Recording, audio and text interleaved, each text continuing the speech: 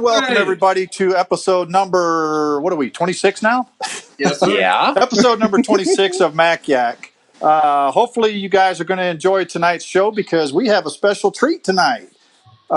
We have a special guest tonight, Ken from Computer Clan. Hello. And we're going to throw the show over to him and Grudy and Steve tonight to talk about their latest video collaboration. So take it away there, Ken. Yeah, so for those who don't know me, I'm Ken from the Computer Clan. In fact, I say that line so much, I think my last name has been legally changed to from the Computer Clan. So that's just how it's going to be. But yeah, so I worked with Greg and Steve here on a video about the Power Mac G3. And it just went up today. It's part of a series called Vintage Apple Vault. And we are launching Volume 2. We just launched Volume 2 today. And the first episode of Volume 2 was about the Power Mac G3. Blue and white. And the cool thing about this video series is it's produced in such a way that you don't see like anywhere else on YouTube. Like the production value, I'm going to toot my own horn here, but the production value of it is like way higher than what you would typically see for a YouTube video. And that's the idea because these products, these vintage Apple products, like they're never getting made again. Like, you know, they're just going to keep not existing. Yeah. Like, there's never going to be more of them. So I want to preserve them in like the highest quality digital way possible, so more people can get their eyes on them. You know, because not everyone can own them, and there's only so many out there. So if I can spread that through video, through the power of video in the highest quality way possible, it's great. And I love doing that with collaborations. So that's why I collaborated with Greg from Rock Mods and Steve from Mac 84. It was a lot of fun. And there was also, I mean, he's not here right now, but Tom Smith from It's My Natural Color and Michael from Team MJD. We had 4 guests in one episode. So yeah, it was a blast. Nice. And I took my G3 out of storage as soon as I saw that video. No, yeah, I've had a couple people say like, dude, that video was so cool, it made me take my G3 out of storage. So yeah, mine are still sitting over here just kind of collecting dust right now. So sorry.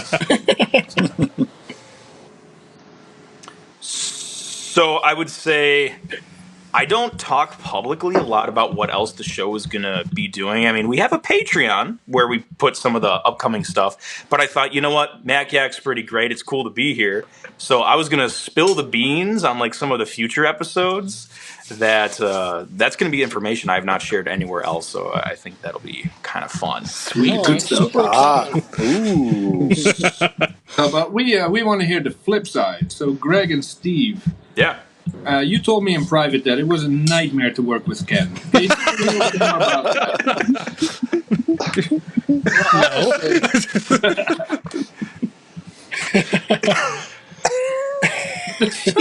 They're not denying it. They're just following comments. Oh no!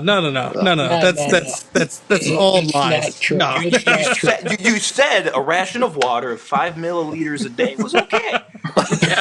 No, now you're on the air. You want to complain about it? Yeah, I usually get 6 milliliters of water, but Damn. Okay, whatever. No, it was awesome. I mean, like Ken said, you don't really see a lot of quality videos, especially about these older products. I mean, you have probably a billion videos of someone showing off a MacBook Pro or a Mac Pro or something like that. Yeah. But especially the older machines in good condition. You see a lot of pictures and videos of like shaky cam footage of like something, and somebody who doesn't know what something is. Yeah. Well, I mean, there's like production quality, and then there's like not knowledge of the product, and then there's like a mix of that. But like that's a lot of the stuff that I personally see on YouTube a lot. Like, oh, here's this Power Mac, and it's like, no, that's an iBook, dude. Like, there's different names for these things. Oh yeah. Go ahead. No, go on. Well, and I was going to say, like, that brings up a good point. Like, production value is definitely not the end-all, be-all. I mean, I watch, like, Jiraga 1. I watch him for his host personality. He's hilarious. And, like, he's not a Spielberg or anything. But, yeah.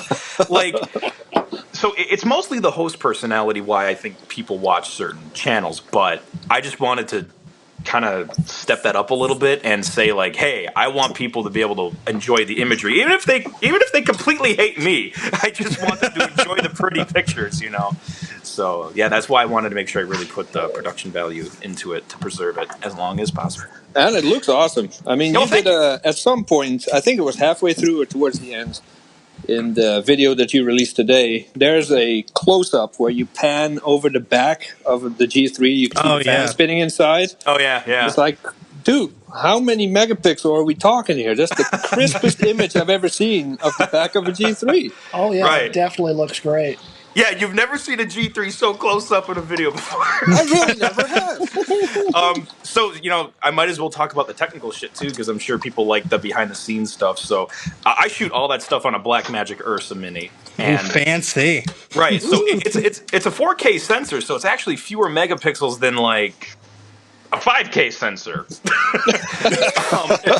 But see, the thing is, and I'm sure many of us may know this, the thing is, megapixels is just measuring the frame resolution. Like, it has very little to do with quality. So it's the fact that they have a very cinema-like sensor built in. So it helps with sharpness. It helps with detail. It has a lot of stops of dynamic range, so you can see, like, nothing gets overexposed, nothing gets underexposed, because it can handle all those different light values mixed together.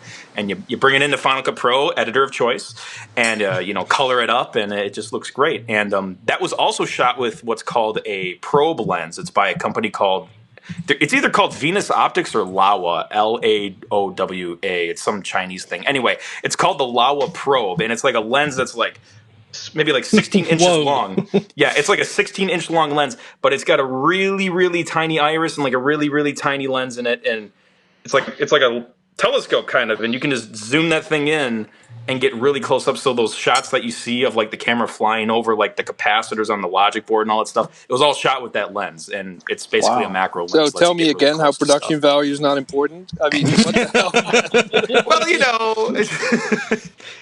I rented that thing also, by the way. There's no way I'm paying for that. Holy shit. That thing was...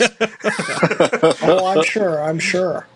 Yeah, I mean, it's one thing to just, set up a camera on a tripod, but some people don't even do that, which that's why some people no that's not not to attack anybody here. I'm getting to a point, just let me. Hey, I got a tripod now, okay? Leave me alone. No, we weren't talking about you, Mike. I wasn't talking about anybody. Let me finish my damn point. What I was saying is it's nice to see, the products appreciated, because sometimes you just like get a shot of something and nobody knows what it is, or it's dark or whatever. So it's really cool seeing it. Like, this stuff looks like almost new or is new. So that's what's really cool, because I think I messaged you back in like September of last year.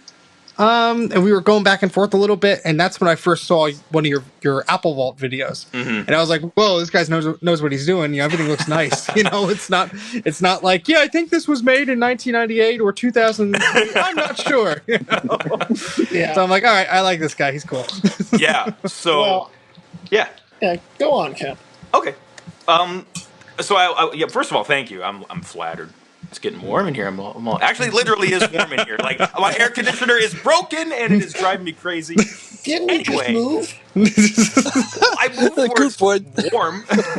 Anyway, so the other thing is too, though, the big challenge in shooting this episode was, again, that macro stuff looks really cool, but you got to keep in mind the smallest nudge on your camera is going to make it like earthquake now, because you're so close and zoomed in. One tiny little tap is going to shake the whole image. So what I had to do, I'm going to, not a sponsor, hashtag not a sponsor, Edelkrone makes what's called the Slider 1. So it's basically a motorized box you put on your tripod. You put the camera on the motorized box slider thing. You press a button, and the motor then moves the camera for you. So that's how I got those really smooth. Cool. Hovering over neat. Yeah. You showed that on Patreon. It was really Yeah, I did.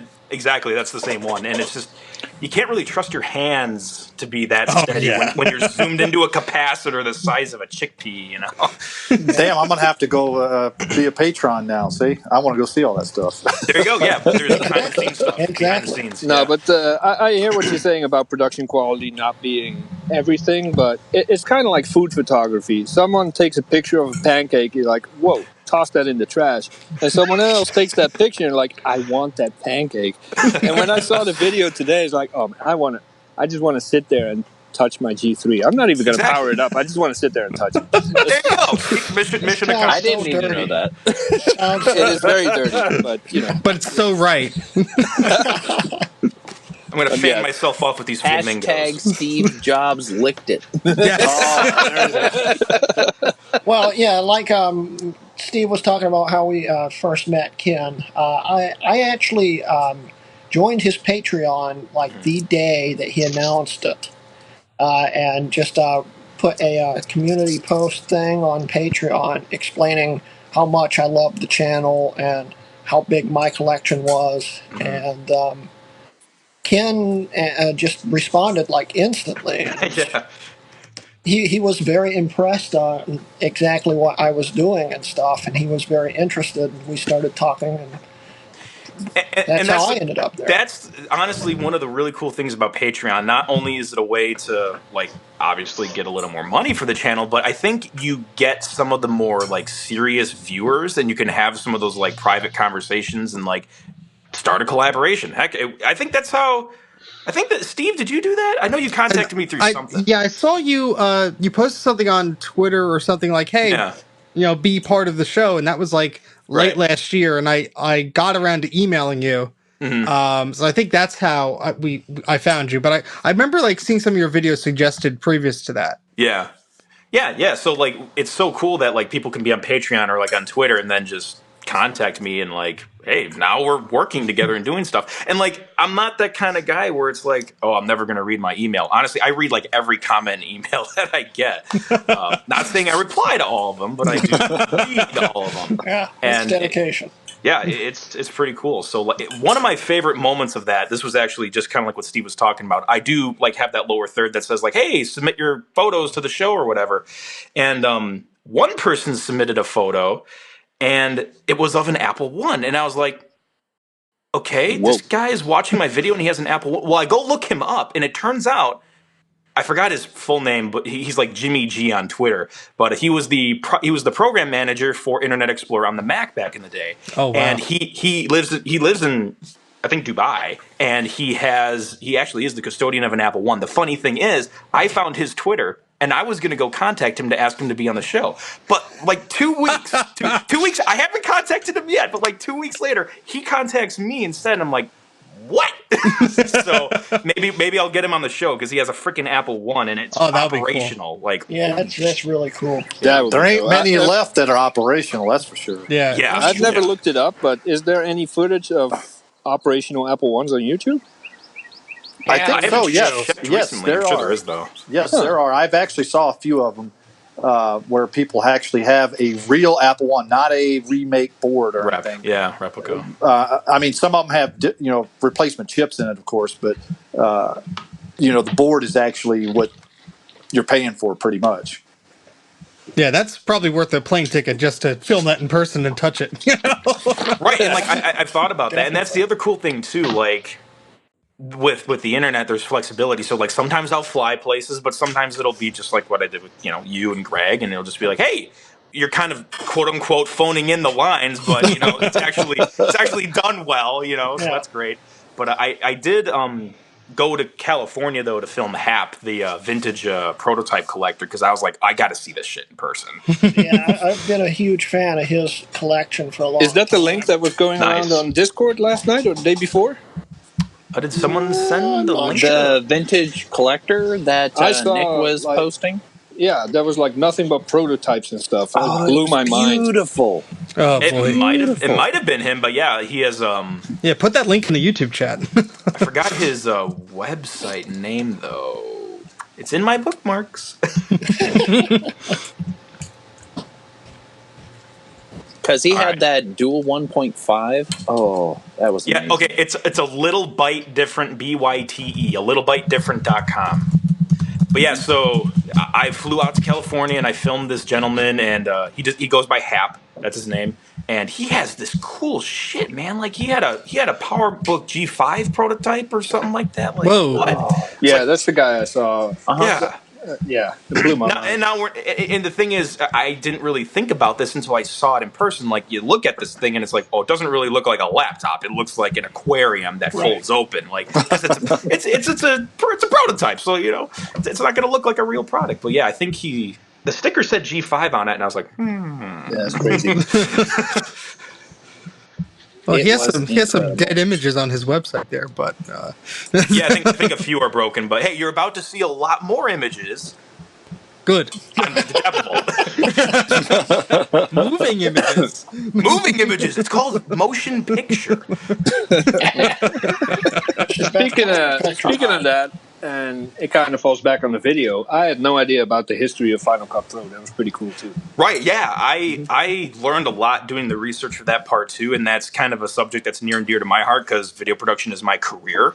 So learning more about the history was great. And a couple months ago, I actually did an episode on Crazy Ken, and it was where I installed the first version of Adobe Premiere 1.0. I watched that. Yeah, I tried to edit a video. Well, then this gentleman comes along. His name is Brad Olson. He directed the Off the Tracks Final Cut Pro documentary, and I was like, "Oh my gosh, that documentary is on my list of things to watch." But now I get a free copy of it, I guess, because Brad Olson's talking to me.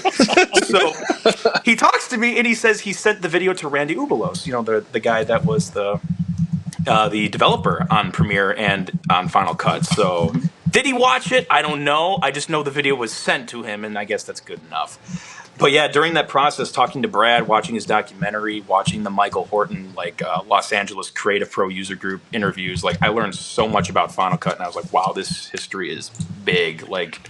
If this didn't happen, video would probably be a decade behind. We probably couldn't be chatting like this. Wow. I have no idea. That's cool. Yeah, that was awesome. Let's see. I just think it's amazing how some of the biggest video editing software is all related. That's what's really funny because you had Randy, and I probably totally butchered his last name. I'm sorry. It's probably Ubilos, but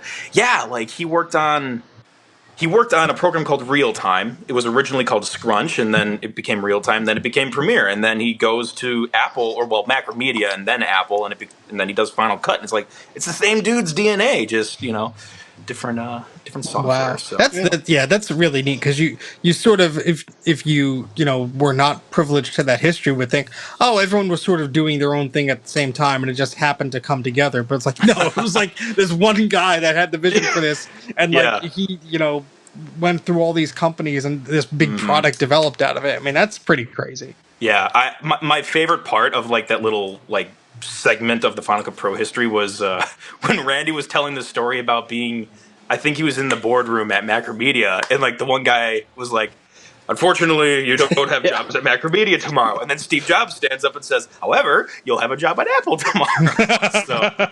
And boom, everything changed. Final Cut Pro, iMovie, that's where it came from. Wow. And they all went oh, I get healthcare now. I could feed my family. I don't know what Macromedia's benefits were. From what I heard, it wasn't great. Shack. Oh my gosh. How much, if you take all this stuff combined, how much time goes into making the episode we saw today, and on average? Yeah. So I didn't log it, so I gotta think for a sec. Let me think. So it's usually about 3 days of shooting. And so let's say working hours wise, let's say 6 hours and six. So maybe 12 working hours for shooting. And we shoot them all at once. We shoot all 3 episodes at once. And editing, the first episode usually takes longer. That was a couple days, but it was probably only 3 or 4 hours a day. So we'll say maybe I don't know, maybe 10 or 12 working hours for the edit. But this is also while I'm balancing a day job. So just keep that in mind. Right. So yeah, in total, I would say probably 4 to 5 working days, so 40 hours maybe total.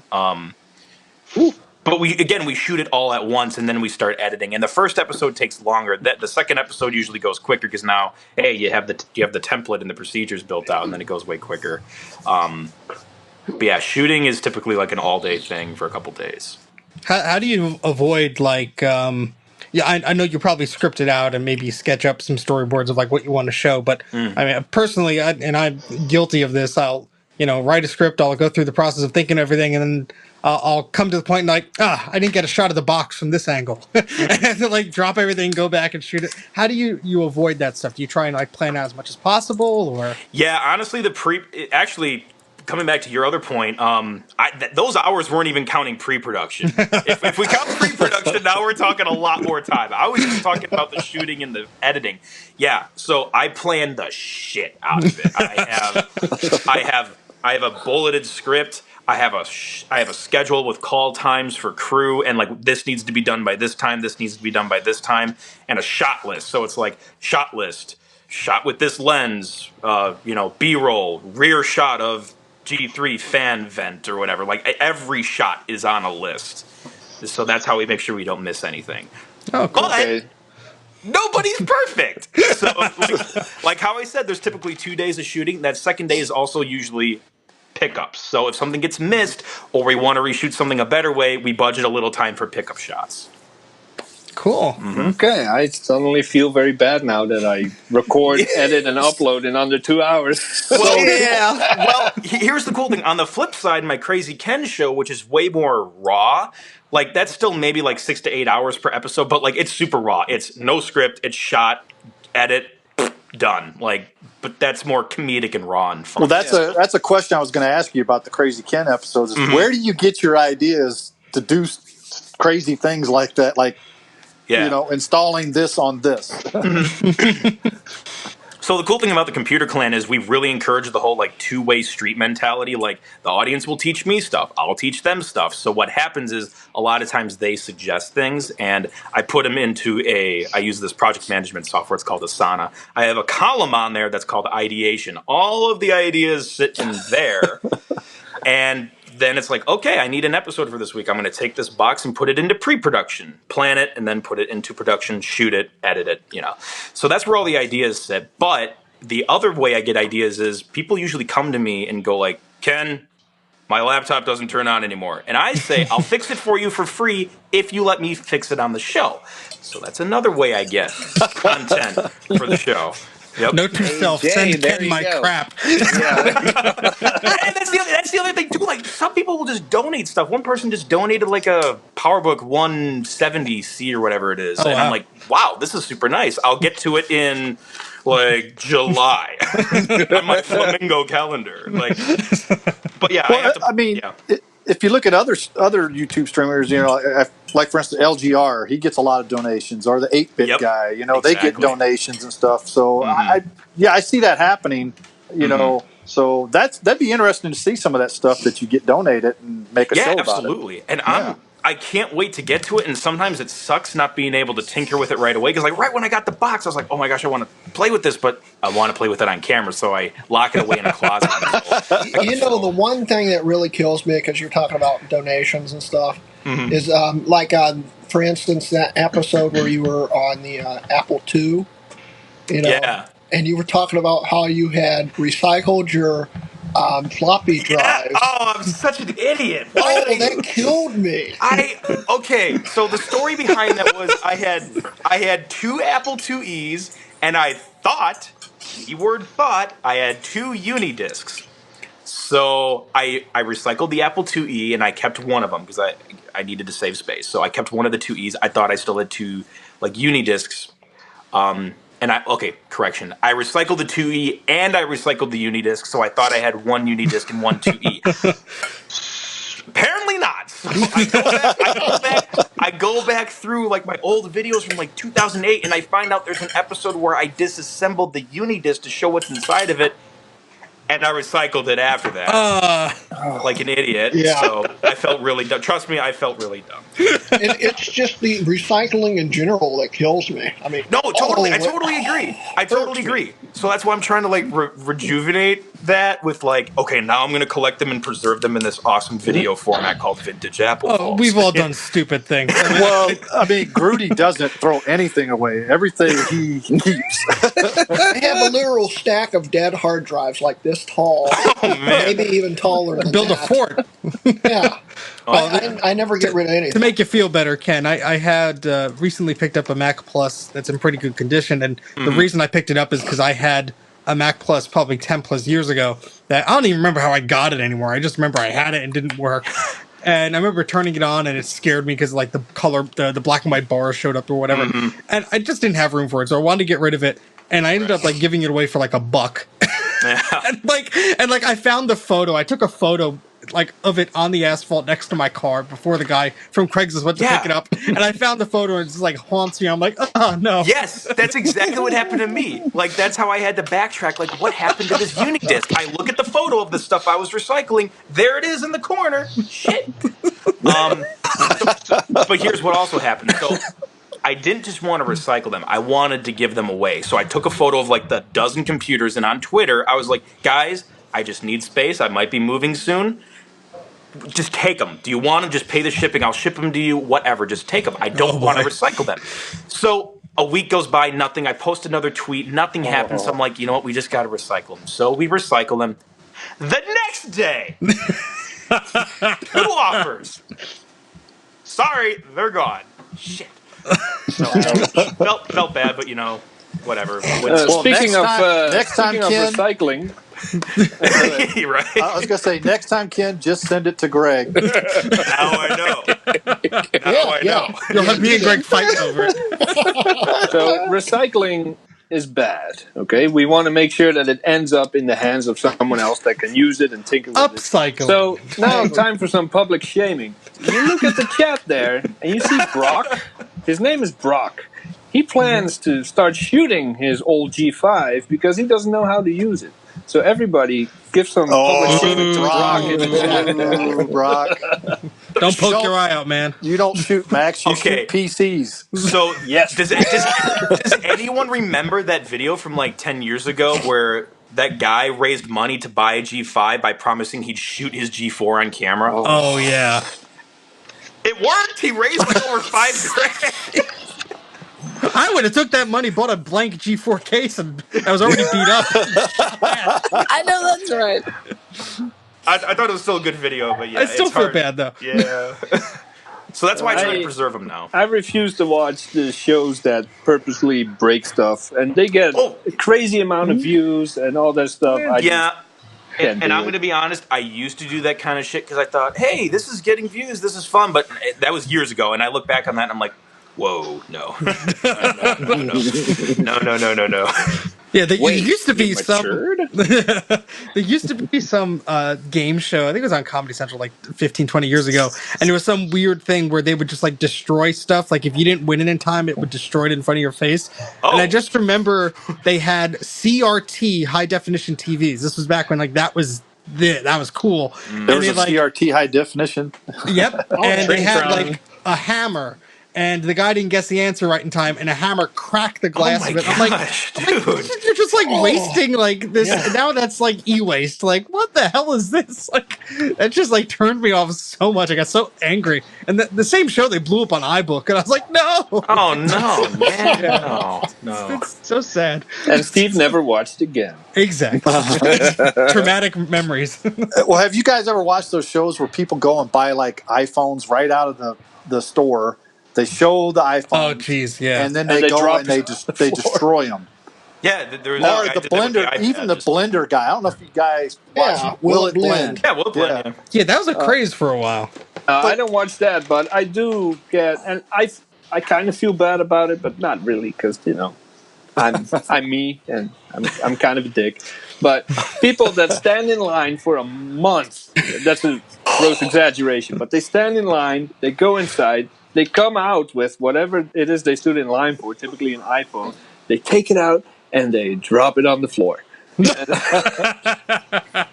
oh man, why? That's just stupid. You couldn't just take your box and go home. You had to stand there in front of all those poor people that still have a week to wait. Yep. And then you drop it on the floor. I'll do you one better. There was that one guy that it was even on the news. There was a woman that paid to cut him in line or whatever. And it turns out that she was planning to buy 10 iPhones or something. So she paid him a ton of money, and they had a strict limit of one per customer. This was back in the iPhone 3G days or even before that or something silly I remember that. Yeah. So now, fun. I don't know how to phrase this, but today, let's go with today. Which vintage Mac would you stand in line for to get your hands on? Ooh, I mean, I've always wanted a Tab. Ooh, Yep, I'm yeah. with you on that. I second Probably, that. yeah. I've wanted a Tam since it was brand new. I Yeah. remember when that came out. What? Oh, With For at so least me, a nice G3 upgrade. Yeah. for me, it wouldn't be a Mac per se, but it would be an Apple One. I would love I mean, to yeah, have one of those. I that'd be cool too. If now wait, you said stand in line. Did you stand in line and get it for free, or stand in line and have to pay 500,000 for it? No. You would pay It's a good whatever point. it cost when it was new, just like anything else. I can't afford anything, so never mind. Yeah. Oh boy. Yeah. I will say this though, little sneak peek in episode 5 of Vintage Apple Vault, you will see a TAM prototype, and it's not the color you're used to. Ooh. It is a different color. It's like And silver. didn't some of one of the prototypes have a much bigger screen on it? I don't remember. I don't remember. Think Might have been before the prototype stage. Might have been like duct tape stage. If that was the case, I don't think Hap had that one, but he had like a silver tam, and I was like, We wow, that's we got a couple of guys in here that says the Cube, iMac Oh, yeah. G4, Yeah, there's a few good choices in 12-inch PowerBook G4, Apple The Network Cube. server. I Color would Classic. I would love to get my hands on an Apple Network server. I would love that. Yeah. If I had one, buddy, I'd give it to you. Yeah, just ship it to me. yeah. The It'll be Cube is cool. $1,000. I got the Cube and the Color Classic were in the last volume of Vintage Apple Vault. We Oh, covered yeah. the Cube Yeah. and the Color Classic. Yeah, Love those. it's a shame that I couldn't have been in there for the clamshell and the Cube because I have a Ooh. cool G4 in my Cube and a That's G4 pretty- clamshell. Greg, is there not pretty any sweet. Mac you don't have? Oh, That's cool though. basically anything before 1998 other than my Macintosh Plus. Oh, and your clone. Your clone is old too. Well, yeah, it's 96. Yeah. Yeah. Yeah, I think Greg and I are sort of swapped. He has some of like the post 2000 stuff, and I have most of the pre 2000 stuff. Yeah. I'm catching back up. I used to have old pre 2000 stuff, and then I got rid of it like an idiot. Between the both of them, they got every Mac probably possible. Pretty much. Yeah, we got a lot of footage for you, Ken, if you ever need it. There you go. But none of them have a 4400 probably. No, unfortunately. But I gotta say, Steve, that was one of my favorite parts of. I mean, there was a lot of favorite parts, but another favorite part of mine for this episode that you and I were doing was like all those Trenton Computer Festival pictures. Oh God! Oh my Like, God! Oh, yeah. That kind of like historical picture stuff. I love putting that A stuff. together, freaking so table full of G3 blue and white. So I was They like, were. oh! I remember going there. Oh, and those are the only ones I have photos of. I've been Right. going since the early 2000s, like 2002, 2003. And listen, I had no money. I had no job. So I would go with like $20, $25 in my pocket. And I would come home with a carload of like a Color Classic, a box Oh, wow. Color Classic motherboard, But an you know Apple why? scanner. You know, It was nobody cheaper for wanted them. it. Yeah, it was cheaper for them to give it to you that way because Yep. they would have had to throw it in the dump. No, and pay no. to do that. Actually, there was a dumpster on site at the flea market, and on the last day on Sunday, it sounded like bombs were being dropped because nobody wanted CRTs, and you would just hear, and it was just the sound of people dropping CRTs into the dumpster because nobody wanted them. You know, They'd this pop, is- yeah. Oh, they would cause a crud, and you hear, no, wait, someone's in there, hold on, you know. No. Wow. It was crazy. But like, I remember seeing some stuff there that I just kick myself for not getting. You know, there's a photo I have of an all-in-one Mac that says needs a little work, and it was $20, and I'm like, oh. It's like, why didn't I just like buy that? And, you know, boxed quick take cameras, Tangerine iBooks. Ooh, quick take. You know, It's like it just kills tons me of 'cause stuff. I was looking at some of those pictures in the video, and you got like bookend docks and stuff. Yeah. And my Mac Oddware system series would really benefit from that. Well, you got a photo at least, royalty free. But yeah, I mean that's Yeah, true. That's the thing. Those shows were all like PC related, so there wasn't a lot of Apple stuff. There was like one or two vendors that had that stuff, and either it was stupidly overpriced or it was stupidly underpriced. I remember getting an airport card like 2 years after it came out for $15 because nobody had any idea what it was. So that was like okay, that's cool. So you know, Wow.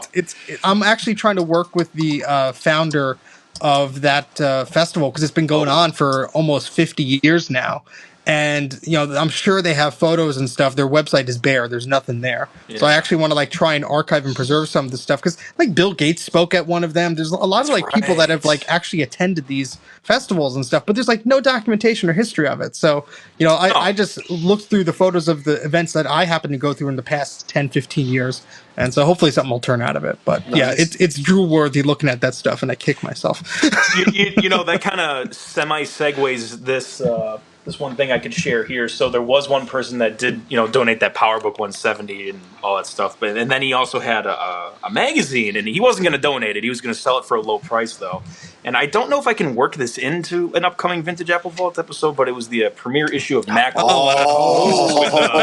Steve on the cover, and I was like, I will buy that from you. That's cool. You don't have that in like a plastic sleeve or anything? No, well, so it's on the coffee table, but I do have a kind of a sleeve for it. The sleeve he shipped it in, like it went down to like here, so like the top is sticking out. So I really got to get a better one for it anyway. But I thought that was really slick. That's pretty cool. Those are fun just looking through for the advertisements. Yeah. Dude, I like the advertisements are okay. Hang on, I don't know if anyone has seen this page, but you got to see this. It is nightmare fuel. Holy cow! Hang on, brace yourselves. Brace yourselves. Here we go. This is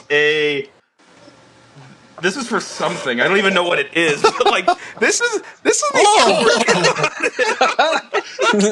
I don't know. Macintosh and Devon. Yeah. Wow. It's like some. My eyes are burning.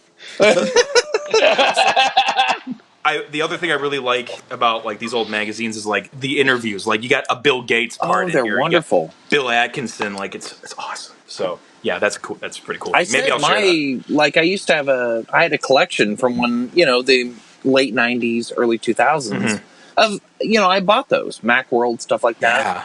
I sent them to somebody. I've never seen them again. I regret now.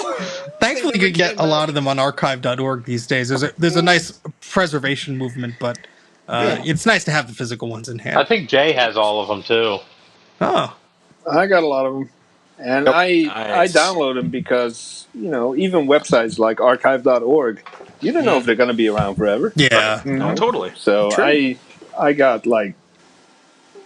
I buy new hard drives every other week because I just keep filling up stuff. Got to keep feeding the Xserve monster. I was going to say that's why you have that Xserve, right? Yeah.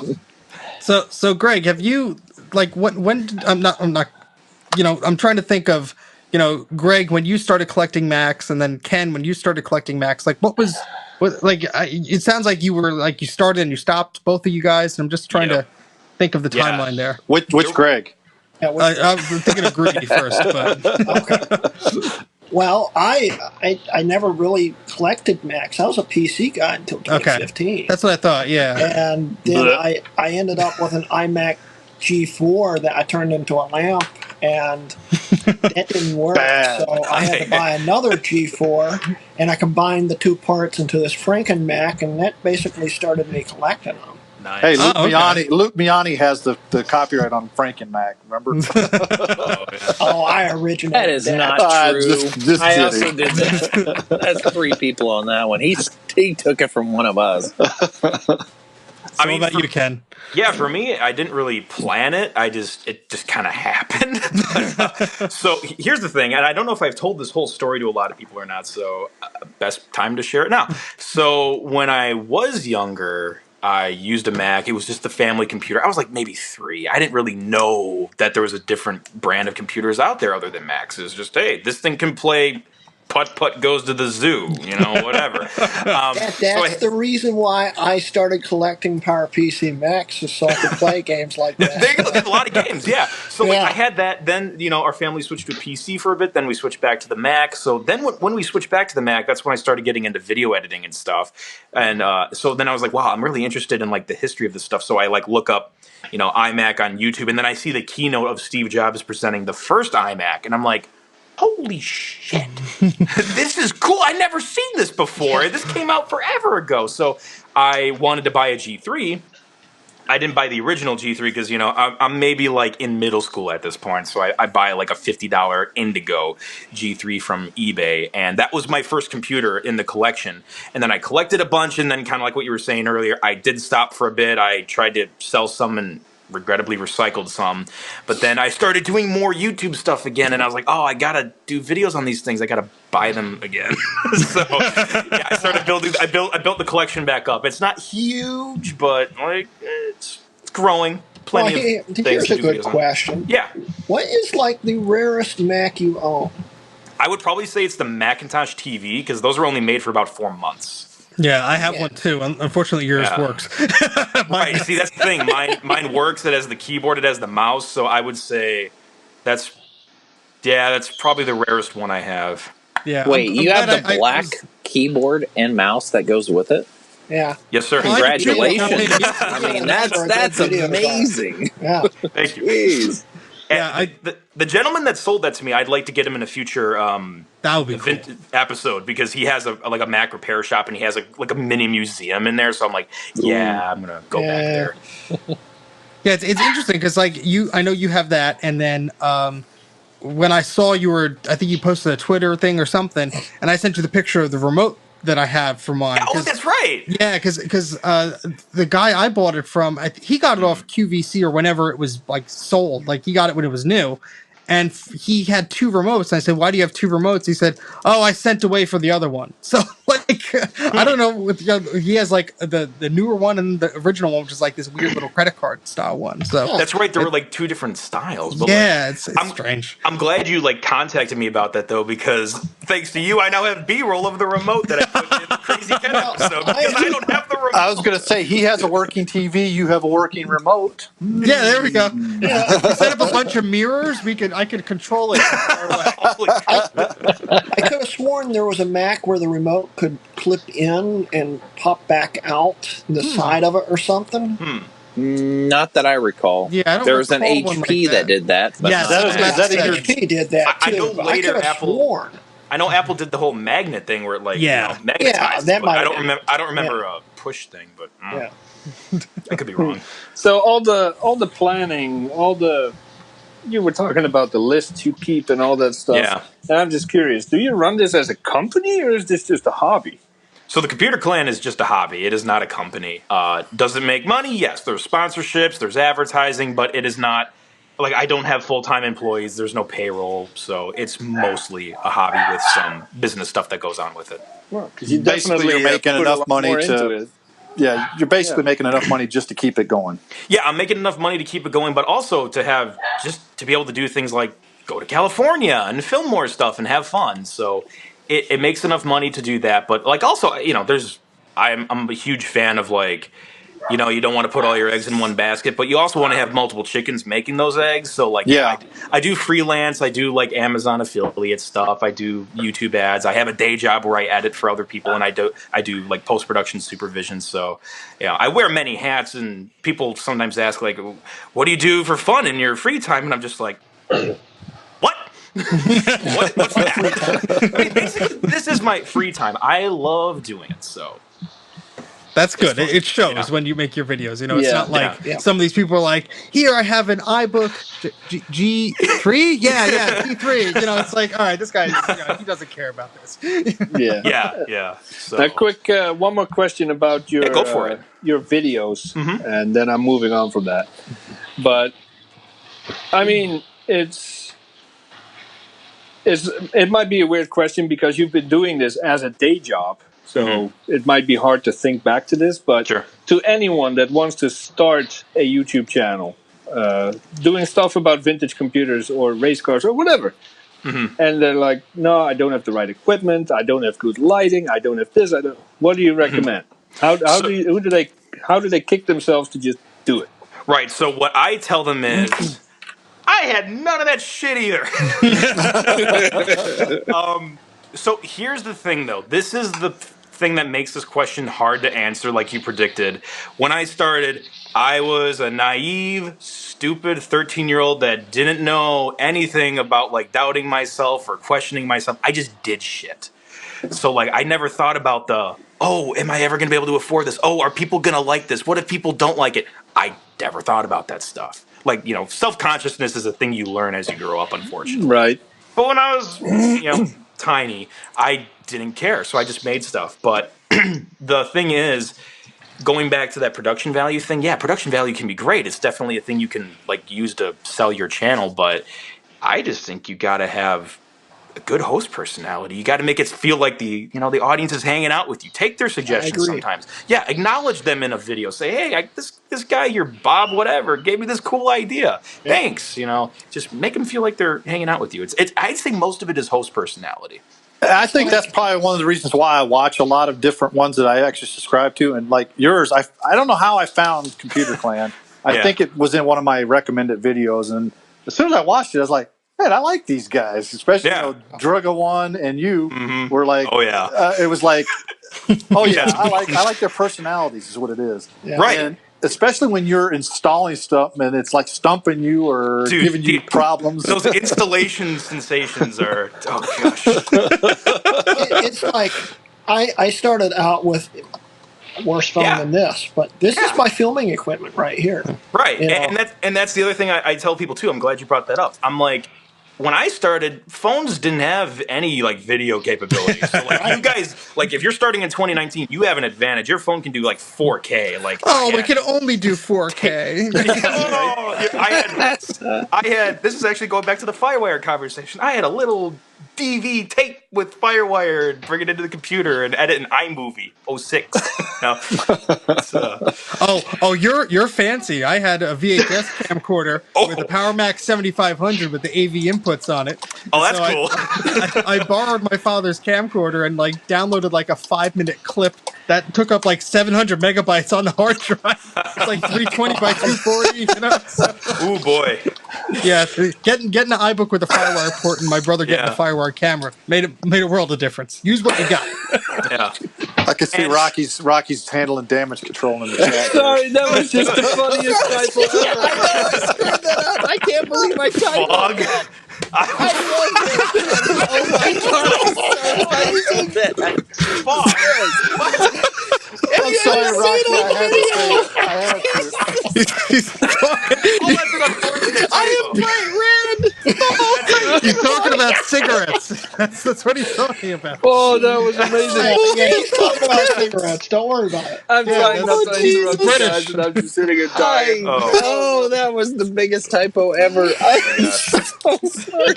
So, I have one thing to add on top of that, though. Please save us, Ken. Yes. And I didn't do this one starting out, but I've been doing it more recently, especially with Vintage Apple Vault. Collaboration is awesome. Like that's how you're going to grow faster. You're going to get other people's audiences to notice you. And so, like, ask people. The worst they can do is say no.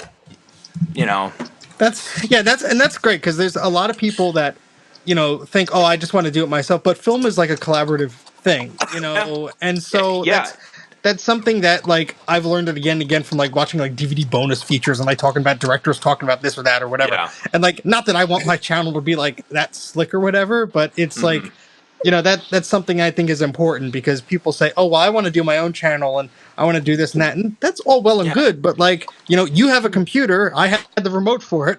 Here's a clip, like there's nothing wrong with asking for help. And distribution, I think, is the hardest part. You can make the most kick-ass video ever, but if you don't know how to power through the ever-changing YouTube algorithm and market yourself, and I'm no expert at that either, but like your stuff's not going to get seen. And it's really hard nowadays because YouTube is really, really saturated. Yeah. A lot of stuff on there. So Yeah, that's a very good point. Yeah, so like if anyone wants to start out, like again, you can use your phone. It's totally okay, and it's cool asking for help. I tell people like if you're passionate and I can see you're doing a good job, like I will gladly plug your channel. Like I don't care if you only have 100 subscribers. Like if we get along and we have similar interests, like hey, I might have you as a guest on a show. Boom, I just plugged you. It's fine. Kind of like MacYak right now because we only have 150 something subscribers, but hey, there you go. It works. We've only been doing this for 26 weeks now, so hey. Yeah. Well, 27 because we took a week off. That's right. And that's the other thing too. Like I had a person come to me who was like, "Oh man, how do I grow my YouTube channel faster?" And I'm like, "Okay, we can, strategize this, strategize that." But I think at one time he felt like he wasn't growing fast enough, and I'm just looking at his growth, and I'm like, "Buddy, you got 1,000 subscribers in a few months. It took me a few years to hit 1,000. Like you're off to a good start." Yeah. Yeah. So ask Grudy about that. Oh yeah. Yeah, my channel doubles in size every year now. Oh wow! It's still, that used to happen to me. I tell you what, when that YouTube recession hit, like, oh boy, like we were like double, tripling like sub count every year, and then that recession started. I call it the recession, but everyone was talking about it, and like things just went way down, and I was like, wow, this sucks. You're not a PewDiePie, Right. But like, hey, we're still going at it. Like it was tough. It was hard to get out of there. It took a couple years to get the growth to like go back up, but like I just like doing it. So speaking of which, have you gotten your play button yet? Because I think what is it, 100,000? Yes, sir. Yes. Yeah, I do have it. It's like out in the kitchen area, but yes, I do have it. This was another cool thing, though. I don't have the statuette yet because it's still being shipped, but Vintage Apple Vault actually won a Telly Award for cinematography. Oh, wow. And that's like that. Well, thank you. That's like the Oscars for like smaller creators and some businesses. So that's sweet. Yeah, it's a pretty cool thing. I mean, it's a cool tall trophy thing. So like, cinematography, that just kind of validates that, hey, maybe we are shooting this well. Nice. Yeah. Well, Mike loves you too. So awesome. Apparently. Wait, what's up? Yeah, I'm pretty close to get my Google button. I think I'm only 99,913 away. So, yeah, well, I'm a little far away too. I was at one time. But you're closer though, Grudy. Still pretty far away. It's just a button. I'll print you one out on my dot matrix printer. How about that? There you go. Have that back there, Steve.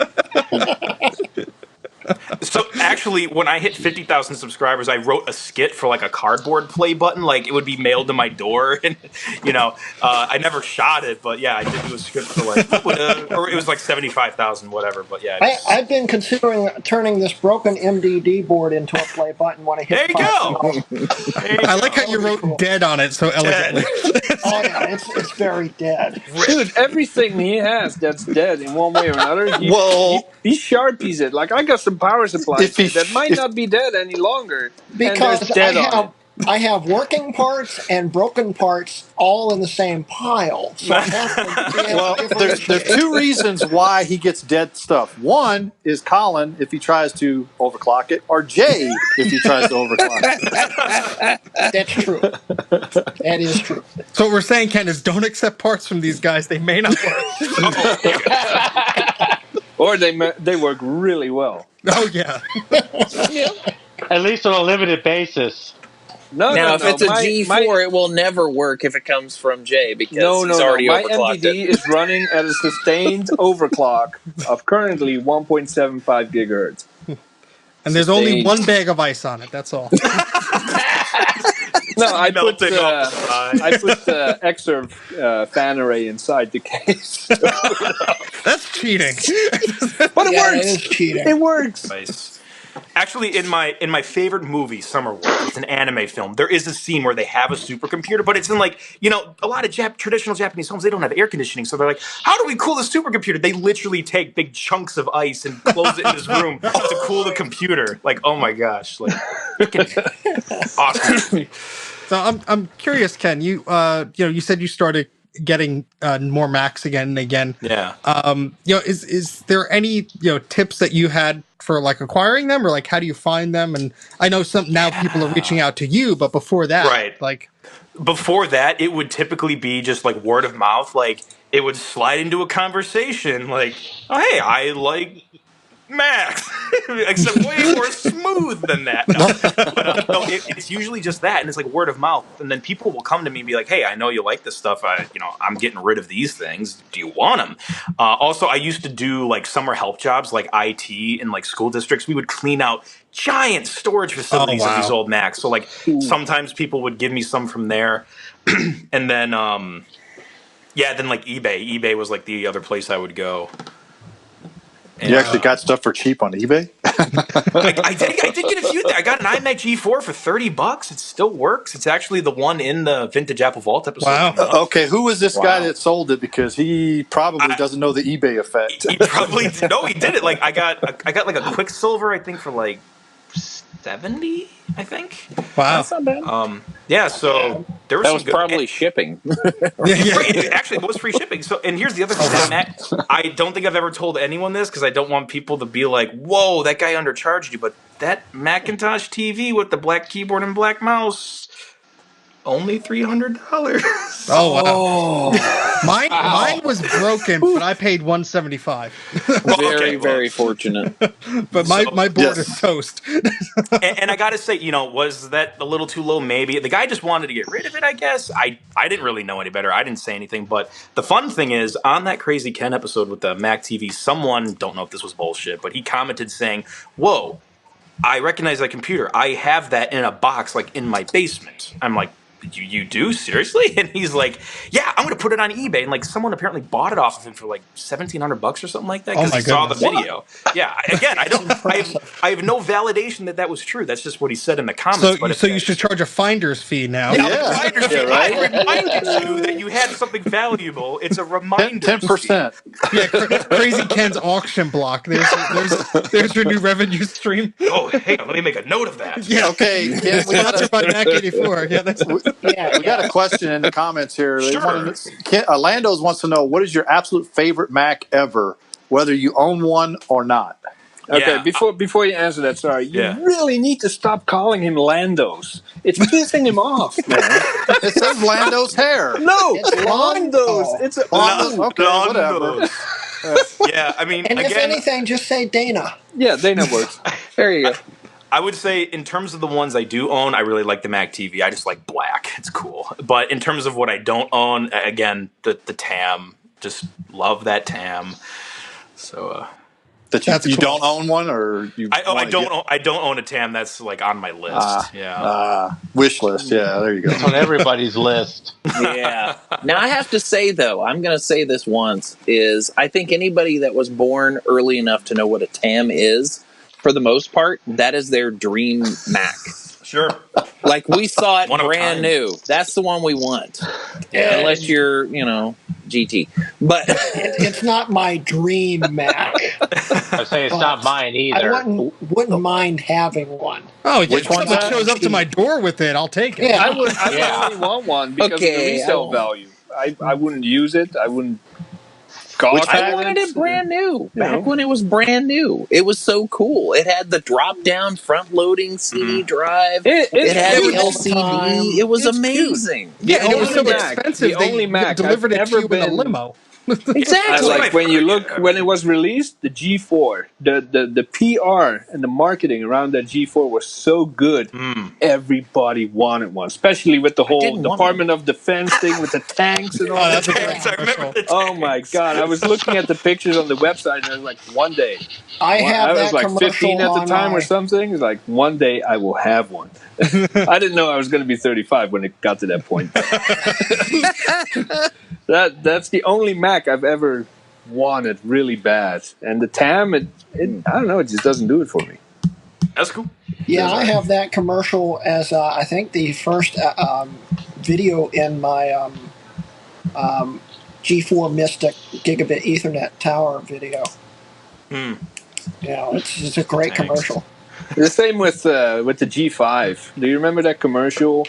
I'm sorry, I'm going a little off topic, but the commercial when this guy turns it on and gets blasted through the wall of his house. Oh yeah, it's so powerful. Yeah. Oh, that's on my one of my G5 videos too. No, that's just the fans blowing him. That's all. It was a quad, apparently. Yeah. See, that's actually kind of a myth too, because I keep telling people that I have a G5 that the fans don't even ramp up even when I'm maxing out stuff. I mean, the problem is if you don't calibrate the fans, they're gonna sound like a jet engine. Yeah. you may have just had broken fans all along. It's just the O3 always sounds kind of loud, but the 04 and 05 and other 05, they're pretty quiet. Yeah. Got another question here for you, Ken. Sure. Neo B, I said it right now, so don't judge me. He goes, whose iMac Pro is that from Crazy Ken? Oh, yeah. So, long story short, it's not mine. It's $10,000 freaking dollars. No, so the office I do the post-production work for wanted, like, literally, they come up to my desk one day. I'm already on a Mac Pro trash can. They come up to me and they're like, Ken, we're going to get you an iMac Pro. And I'm just like, really? So they get it. And I'm like, hey, this is going to be a really, like, silly request, but can I unbox it on video? And they're like, yeah, sure. So I did that. I was really careful with it because it wasn't mine. So, yeah, it's the one I use at my day job. Yeah. That's cool. Okay. Cores, 128 gigs of RAM. And Premiere runs like crap still. But, you know, we're also loading our footage off of a network attached storage temporarily until we get a SAN installed. So, a little sluggish. Yeah. Well, Londo has another question for you. Yeah. How about Apple peripherals? Any faves there? He says, I'm partial to the laser writers and adjustable keyboard. Yeah, that stuff's pretty cool. I only have one of their printers, like the small Style Writer one, the really tiny one. I just really like the Pro speakers, just nice spherical, crystal-looking speakers. Yeah. I've been trying to find some for my iMac G4. Oh. I need some. There you go, right there. Oh, everybody's actually broken. Except for me. I don't have any. Mine are downstairs. I feel left out. I'll trade you for a dual CPU tray of 2009 Pro. I feel kind of regretful, though. So, like, what happened was I did get an iMac G4 as a donation with the speakers, which was really nice, but I had the USB speakers. Like, they look similar, but they were the USB ones for the G4 Cube. I had those, but I had them stored, like, just in this bin in my storage for a while, and they dry rotted. Like, the fabric around, they just all crumbled. You still have them, or you tossed it? I tossed those because they were a mess. I would have sliced the cables off that for you. Yeah, the USB controller alone is worth like $50. No, whatever. I screwed that up. I will admit. Okay, I have the Pro speakers though. So. Now you know. If you find them, just send them our way. You know. Yeah. And Greg has replacement speaker options for those, and they even have LEDs and all that good stuff. Speaking of peripherals, I have something about your video today I didn't like. I didn't like at all. All right. Okay. You did not pay proper tribute to the puck mouse. Like, that should have been a whole 15-minute segment right there. Well, hey, Tom Smith called it dreaded. There's that. Yeah. You can't please everyone, Ken. Ken didn't even have the peripherals there with the G3. That's true. Yeah. Tom had everything there, so you got to blame Tom. Oh gosh, he's not here. We can blame him. I do. I have like 3 puck mice lying around, so I could show them. I am proud to say I have all the colors. Really? Me too. Yeah. Nice. Yeah. This was back on eBay when they were like $5 each. Nobody wanted them. Yeah. But that could kind of segue into our next topic if you want, guys. They did a nice write-up on all his. Oh yeah, check that out. Yeah, it's great. Mm-hmm. I love the puck. If I was single, I'd marry one. And move to Japan where it's legal. Yeah, probably too. So, I guess I guess you sounds like, Ken, that you got a lot of your stuff locally and things like that. But we sort of have a saying around here. We call it the eBay effect because it seems like everything that's Apple related or even looks to be Apple related on eBay over the past few years has just been like going up and up and up in price. Sure, yeah. And some of it's just broken garbage. And I'm shocked of how much this stuff goes for. Oh yeah. Just curious, your experience with that. If you've been noticing the same thing. Yeah, I've noticed some things where I'm just like, what the shit? This guy has no idea what he's doing. And we used to, every so often we post on Twitter what we call like tech fails, and we used to have a whole like online gallery of them. There were people calling like Intel machines PowerBooks and PowerBooks MacBooks, and we're just like, what? And it says on the bezel, in case you forgot what it's called, but I know it's a lot of work to open it up and look inside. So like that's... I rarely buy them on eBay, probably for that reason, that without even thinking about it, just to avoid that eBay effect. Nice name for it, by the way. So I've only purchased a few of the Macs on eBay where I thought they were good deals, like $30 for an iMac G4 that works. Hell yeah! Well, the biggest trick with eBay is always look for like mismarked things. You know, that's the best way to find stuff, because I just got a very valuable graphics card. It's you know, the TI 4600, the OS 9 compatible GPU. Sweet. They go for like $250. I got it for $60 because it was marked wrong. There you go. Look at that. And I just did that again, in fact, yesterday with one that's going to be flashed to be one. It's always look for mismarked. If you're reading the chat, Londos, aka Dana, has a lot of cool stuff. He says. We've never seen any of it. Because we've been asking him for videos. Like, dude, videos. And he's like, nah, I need to fix up my basement. And that's been going on for the last 25 years. His basement needs fixing. So everybody put some peer pressure on or Londo's encouragement, hair there, gentle encouragement. This is well, you're calling him out right now in Mac Yak. Dana. Let's just be clear. Any of the basement shots you see in my videos, significant crap has been pushed off to the side, so you don't see as much of it in frame, Dana. So you don't have that excuse anymore. Yeah, that's how I film all my videos. Just shove everything off the side, film, and then put it back where it was. Honestly, when you watch a Crazy Ken episode where it's like that aspen wood desk with the computer or something on it, probably 4 inches out of the camera frame is a pile of shit. If it's a trick of the trade. Right. If it's not in frame, it doesn't exist. Yeah. Yeah, I have a desk set up for when I started making videos and stuff. I have a whole separate desk set up for that. And when I'm not filming, that desk is like my storage. There's piles to the ceiling of stuff. And when I start filming something, I just swipe it all to the side. I've done. I mean, I won't lie. I've done that before too. You should see my. Yeah. No, I was gonna say you should see my repair desk right now. It's like piled. Oh my gosh. This is a little tidbit I don't know if even like my viewers know, but back when way before Vintage Apple Vault, I had a show called Vintage Apple Tours, which was like short 2-minute versions of Vintage Apple Vault. I've watched them. Yeah, very low production value. But anyway, the surface I filmed on, like, it was a pool table. Like, I just put like a white like foam board on a pool table, and like that's what I would use as my desk. So. And then when you want to play pool, you knock it all off. Play pool. When you're done, you put it all back on. Hey, it works. It worked. Exactly. Yep. It worked. So it's called efficiency. Yeah, Dana has no excuse. Make your videos, man. Make your videos. No, he doesn't realize behind me is a bunch of like a pile of clothing that's covered by a blanket. It looks really nice, doesn't it? Push it under the rug. Nothing to see here. Yeah. A question for both Ken and Steve and pretty much everybody here, including the audience. When you do find vintage Macs, whether it's Facebook Marketplace, eBay, Craigslist, local, what do you have to look out for? Is it just, it's old, it has the Apple logo, let's buy it? Or is there things that you really need to check before you buy it?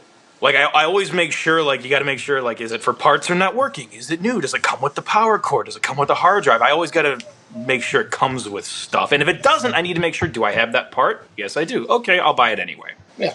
Then you say if it comes with that part, you know, okay, if you're asking this much, will you take this much because it's missing this, you know? Yeah.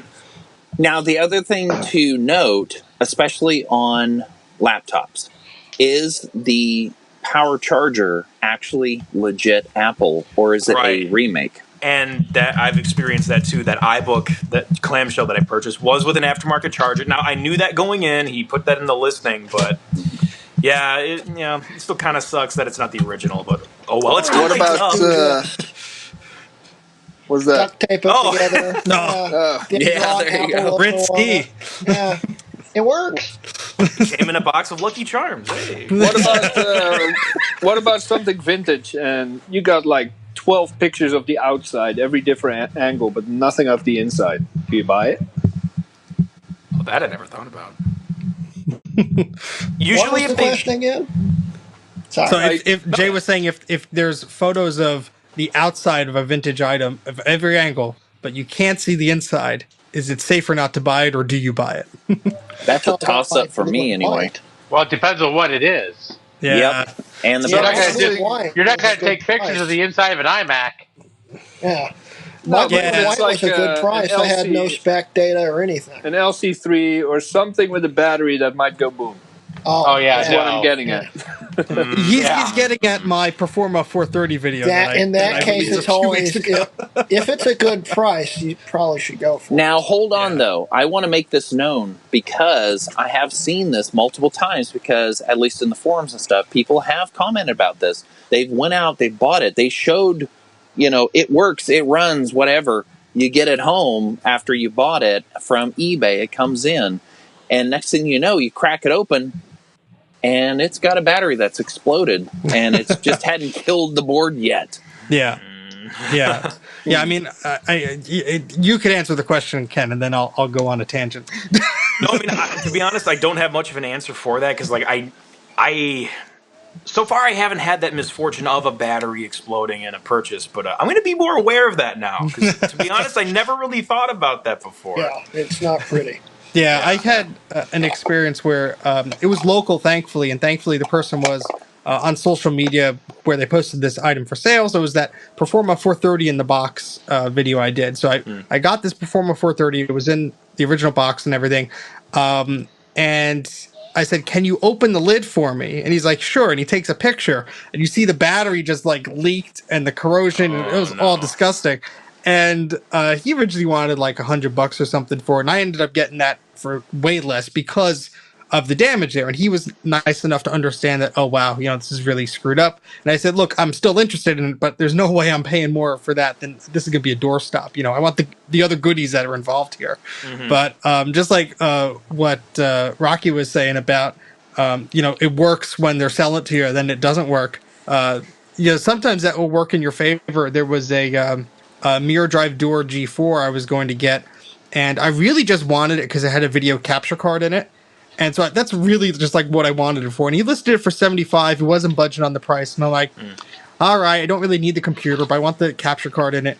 So I'm about to pick it up the next day. He messages me, well, it won't boot up anymore because some of those machines have power supply problems. So I'm like, okay, all of them did. Yeah, so I'm like, okay, the card probably still works, but the thing won't boot. He's like, do you want it for $30? I'm like, yes, I'll be right there. Well, it's like I bought my MDD local, real cheap. It was like $50. It's a FireWire 800 model, and I was doing a video on it.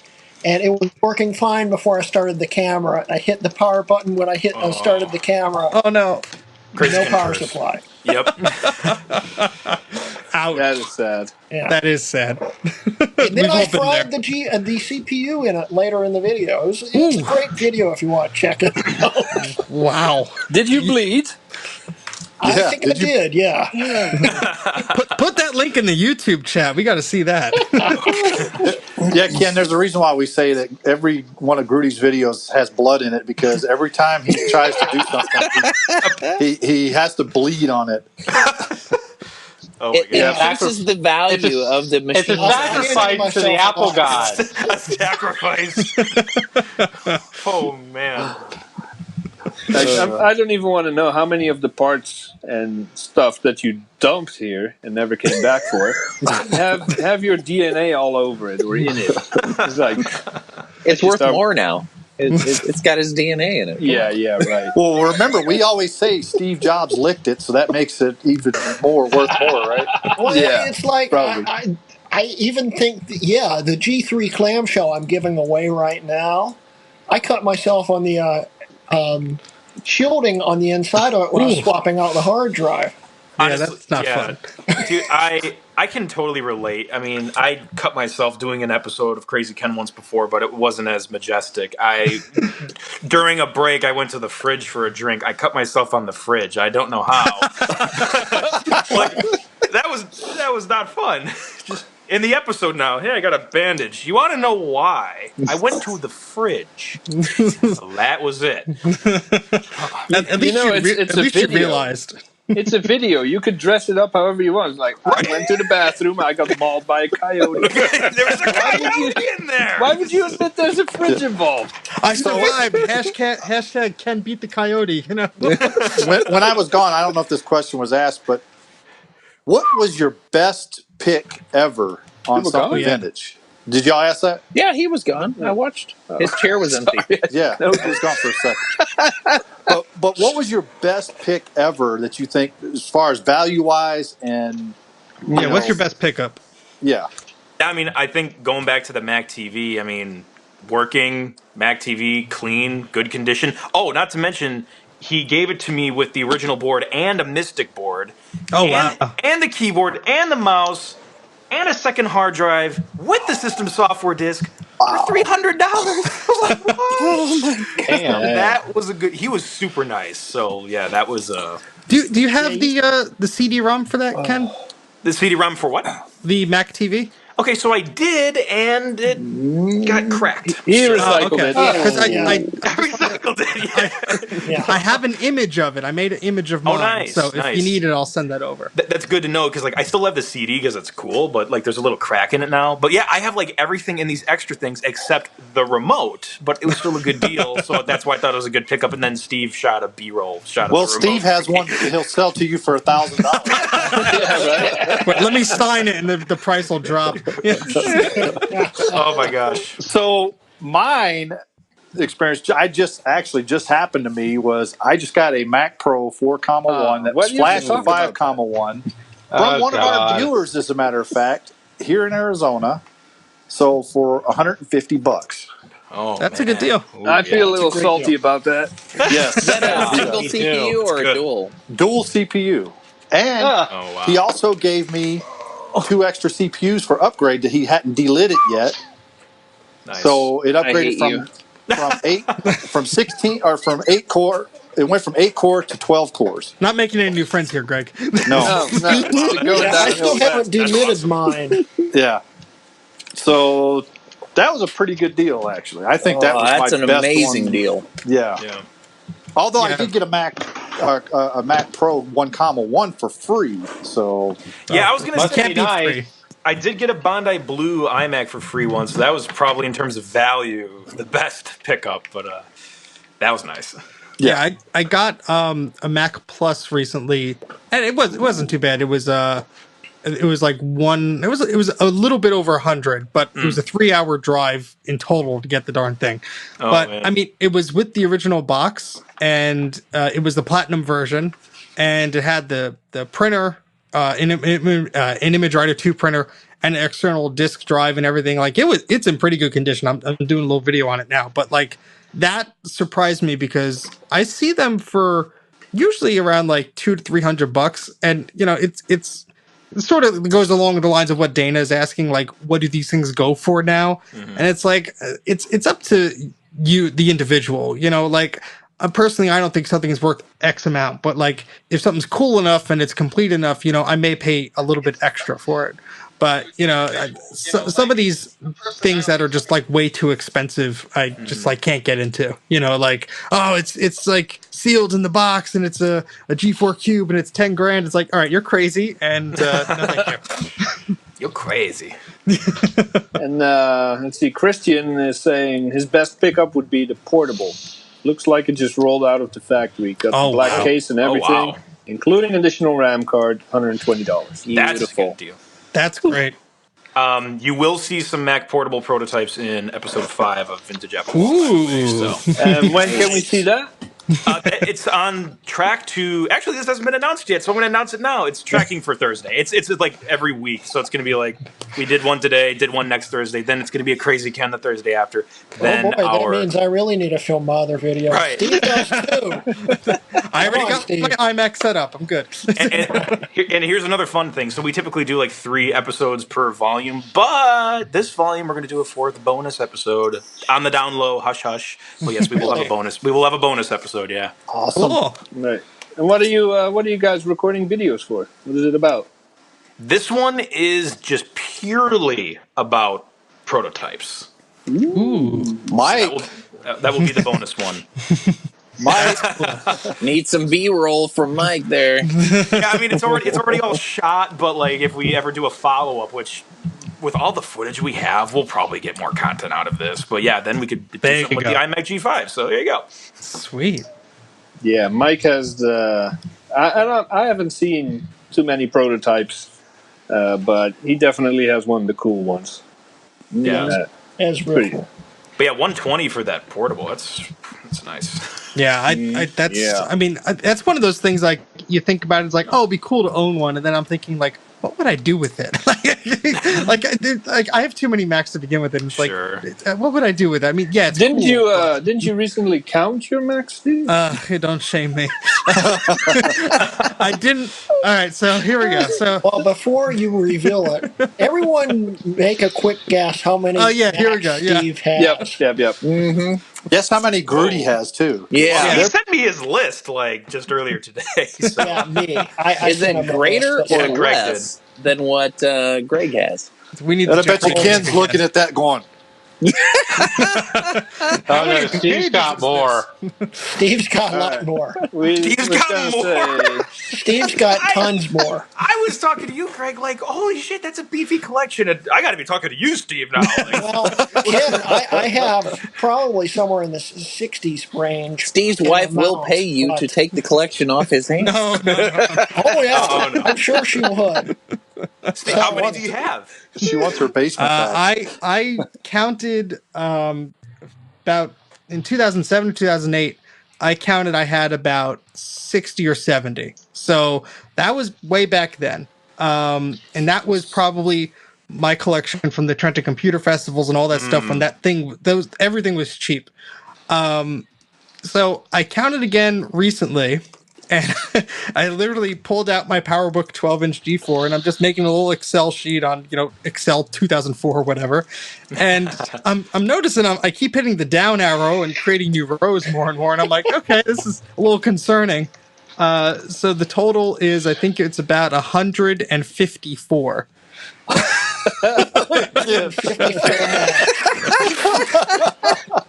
Now, holy now a lot of them were like PowerBooks and MacBooks that I consider it a computer if it has the screen and the logic board. So like I have a lot of MacBooks that are missing batteries or missing a keyboard or stuff like that. And so a stack of 10 MacBooks, that's like, all right, add 10 to the list. But I'm like, wait, how many iMac G3s do I have? Like I have 4 or 5 of them. Like, okay, this is like getting out of control. But that's crazy. I have 4 or 5 iMac G3s. I mean, come on. I only have 1. Yeah, well, I'm starting to trip over them. So it's I don't have any. I'm the sane one of the bunch. Well, you still have mine. Says the one with the biggest Xserve collection. Yeah. So definitely, I'm at the point where it was funny though, because a few years ago, I almost sold a lot of it off because I was seeing the prices go higher, and there was somebody that contacted me looking for something I posted on Craigslist. They were looking for something else, and I mentioned I had old Macs, and they're like, "Name your price," and I'm like, "Okay," but I never followed up with them, and that was before I thought, "Oh, I'll do my own little channel thing." So I've a lot of source of material for that, but yeah, it's definitely constrained on the space I have. Oh man, I didn't know you had that much. That's I didn't either until a few weeks ago. You can literally plan a collaboration on anything Apple, and Steve will have it. That's good to know. I have to get my camera set up all nice, and then we'll talk. Oh yeah! Wow. Yeah. I don't want to make anyone seasick. I'm just taking a little stroll. I'm just sitting down all day. Oh, okay. So how many do you think you have in your collection, Ken? Honestly, very small number compared to that. Probably only about 15. I was going to say, you could count them on all your hands and toes, right? Yeah. Now, before I did the recycling, I probably had maybe like 30 or so. But yeah, now I probably have only about 15 or so. Yeah, and I mean, honestly, most of mine came from years and years of computer festivals and flea markets and stuff like that. It's not like I went on eBay and spent $1 billion and got all this stuff. I'm as cheap as they come, Sure. So this stuff is just like gradually accumulated, and Check out a lot this of it was Quadra for $5. yeah. Oh God, that unfortunately I had to recap that board. It's not in working condition. It used to work fine, but I mean that's the thing. They were like so cheap. I was like, Dad, can I get a Quadra? He's like, well, why don't you get the Quadra and this LC3? I'm like, okay. Supportive father, I love it. Yeah. Oh yeah, he's as son, addicted as I was. What did I teach you about getting more bang for your buck? You need to get the PowerPC upgrade card. Get a DOS card while you're at it there, Yes. son. Only in the 6100. I love that box. I love that you showed the box for like the DOS card. That dude on the box art, I love it. He's having a wild time with that DOS compatibility. Oh man, that was an eBay purchase from like I want to say like 2005 or 2006. I think I paid like $40 or $50 for it, and but it has all the manuals. It has like the add-on PC serial card. It has like everything in there, and for whatever reason, it has like 8 copies of the CD-ROM and the floppy disk for the driver. And I'm why does it have 8 copies of this? Like, it's ridiculous. Just to make sure. Yeah, I mean, but like I said in the video, I used that. Like, I didn't have a PC, so I remember playing some like Game Boy emulator, like with the 166 megahertz Pentium. It was just like painful, but it's like I could do it, Yeah, that box art and like the whole like design of that is just like screams Apple in the 90s, and I just love it. Like, dude, it's great. I wish they did that still. He's got like thick glasses on. He's like, dude. Oh, yeah, your typical PC guy. That's what it's supposed to be. I got a DOS card. I actually paused the video at that point just to check it out because it was odd. It made me think like, what is going on that cover? It's pretty odd. That's a weird one. So now, coming in second, how many do you have, Greg? Me? Where did he go? He said about 60. I have. Oh, okay. I have 55 documented, and then a bunch between Colin, Mister, and Jay. Jeez. And I've only got about somewhere 10 in right the now 60s range in my collection. Yeah, undocumented Macintoshes. They're just hiding in your bedroom right now, under the bed, in the closet. So does that mean they have to be deported now? Yeah, to my basement. They have to be deported to my basement. No, they're not going to your basement. They're staying Ken in my will come collection. Confiscate them for you. Yeah. And I also have a bunch of broken ones in my garage that I didn't count either. Oh wow! And like 5 or 6 down there too. A pile of parts. I've never counted, but I think I'm in the very modest mid to high 20s. No. Are you counting all your excerpts? He counts them as one. Okay. Cluster nodes. Add the excerpts in there, and you're 40s up to about 50. maybe then. Yeah. Ken, Jay has, I think, every single excerpt ever made. Oh, shit. That's cool. Yeah. Yeah, currently working them into a cluster to see what cluster computing back then was really capable of. Should be fun, but and how much amperage your fuse box could take. Your circuit breaker, rather. Well, the first test was positive, but I only fired up half of them. I'm just scared to hook them up to a kilowatt and really see what they're pulling. You like turn on the other half, and like the whole town like starts dimming. Yeah, pretty much.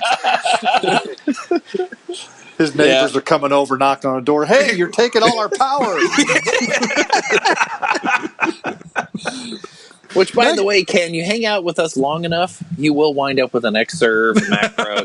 It's part of because that sounds. It's happened to all of us. Yeah, I actually was the second one that came. I got 2 Xserves plus a Xserve Raid, which is I'm actually using that every now and then.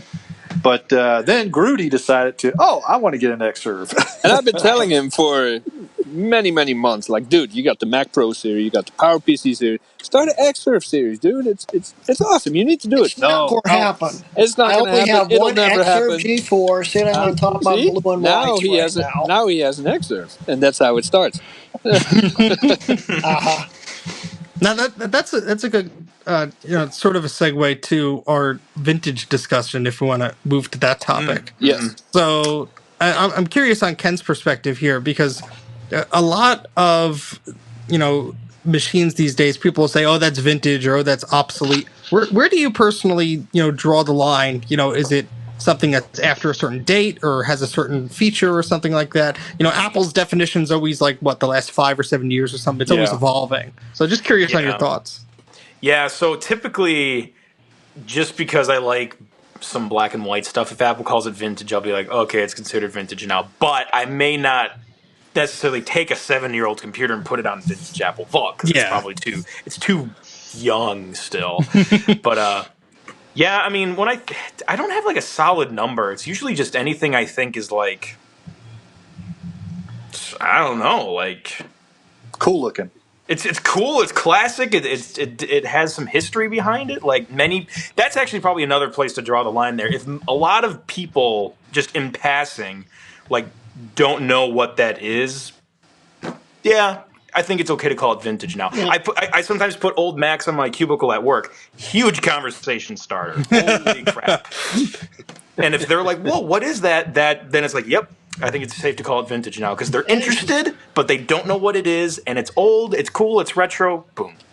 Well, and that's like, I see a lot of people put out like old 286 PCs and stuff like that. I'm like, dude, that's just an old piece of junk. I mean, they made like billions of those. The Apple stuff was to be honest with you, Apple stuff was actually designed with, not only the insides but the outside to look really cool. Oh yeah. I agree. And that's what, I guess, puts Apple apart from PCs, And I was actually talking to someone, had the same conversation earlier today. They're a photographer, and they also were doing desktop publishing, like in the really early days of desktop publishing. And he said the same thing. He was like, it's the way they look. Like, that's what stuck out. And I would like to get some other like non-Apple things in my collection. Again, I used to have a TRS-80, which was sweet. I do want to get more of that back in there, but like when the chips are down and I got to decide what do I spend my money on, I usually gravitate toward the Apple stuff. Just they look really nice, and I like the history. Like Steve mentioned in his little section of your video, it still looks modern on the desk today. Yeah, like I'll put a G4 Cube on a desk and like, shit, that looks cool still. Yeah. It's like we've got a viewer, a friend of ours, Nick. He collects SGI systems. Those are pretty cool looking too. Oh wow, yeah. Ooh, I should. Based on PowerPC hardware, just like Apple. What is SGI again? Sort of. Those are silicon graphics. Yeah. That's right. Oh shit, that's right. I actually filmed one of those for episode 5 as well, because the prototype collector had one of those. Actually, you might see it in the background of his interview. Yeah, those things are huge. Yeah, well, he had like one of the smaller, like kind of bluish looking ones. Oh like, yeah. The indigo, Octane or something like that. Yeah. It was like whatever that color was called. But those things did graphics in 3D really good back in the day. Mm-hmm. Oh yeah. Well, it was them and Apple that were competing against each other for that market. Cool. Yeah, Well, in fact, I think Pixar, when they were first starting out, used SGI. They used SGI. There's a video that was just released. I think the guy in the UK, what is his name? Oh, the Retro Man Cave or whatever. I think that's the YouTube channel. I watched it too. And he just did a video. He just got one of those systems, and he played a clip of Steve Jobs. I guess it's like a promotional thing for SGI. Praising it.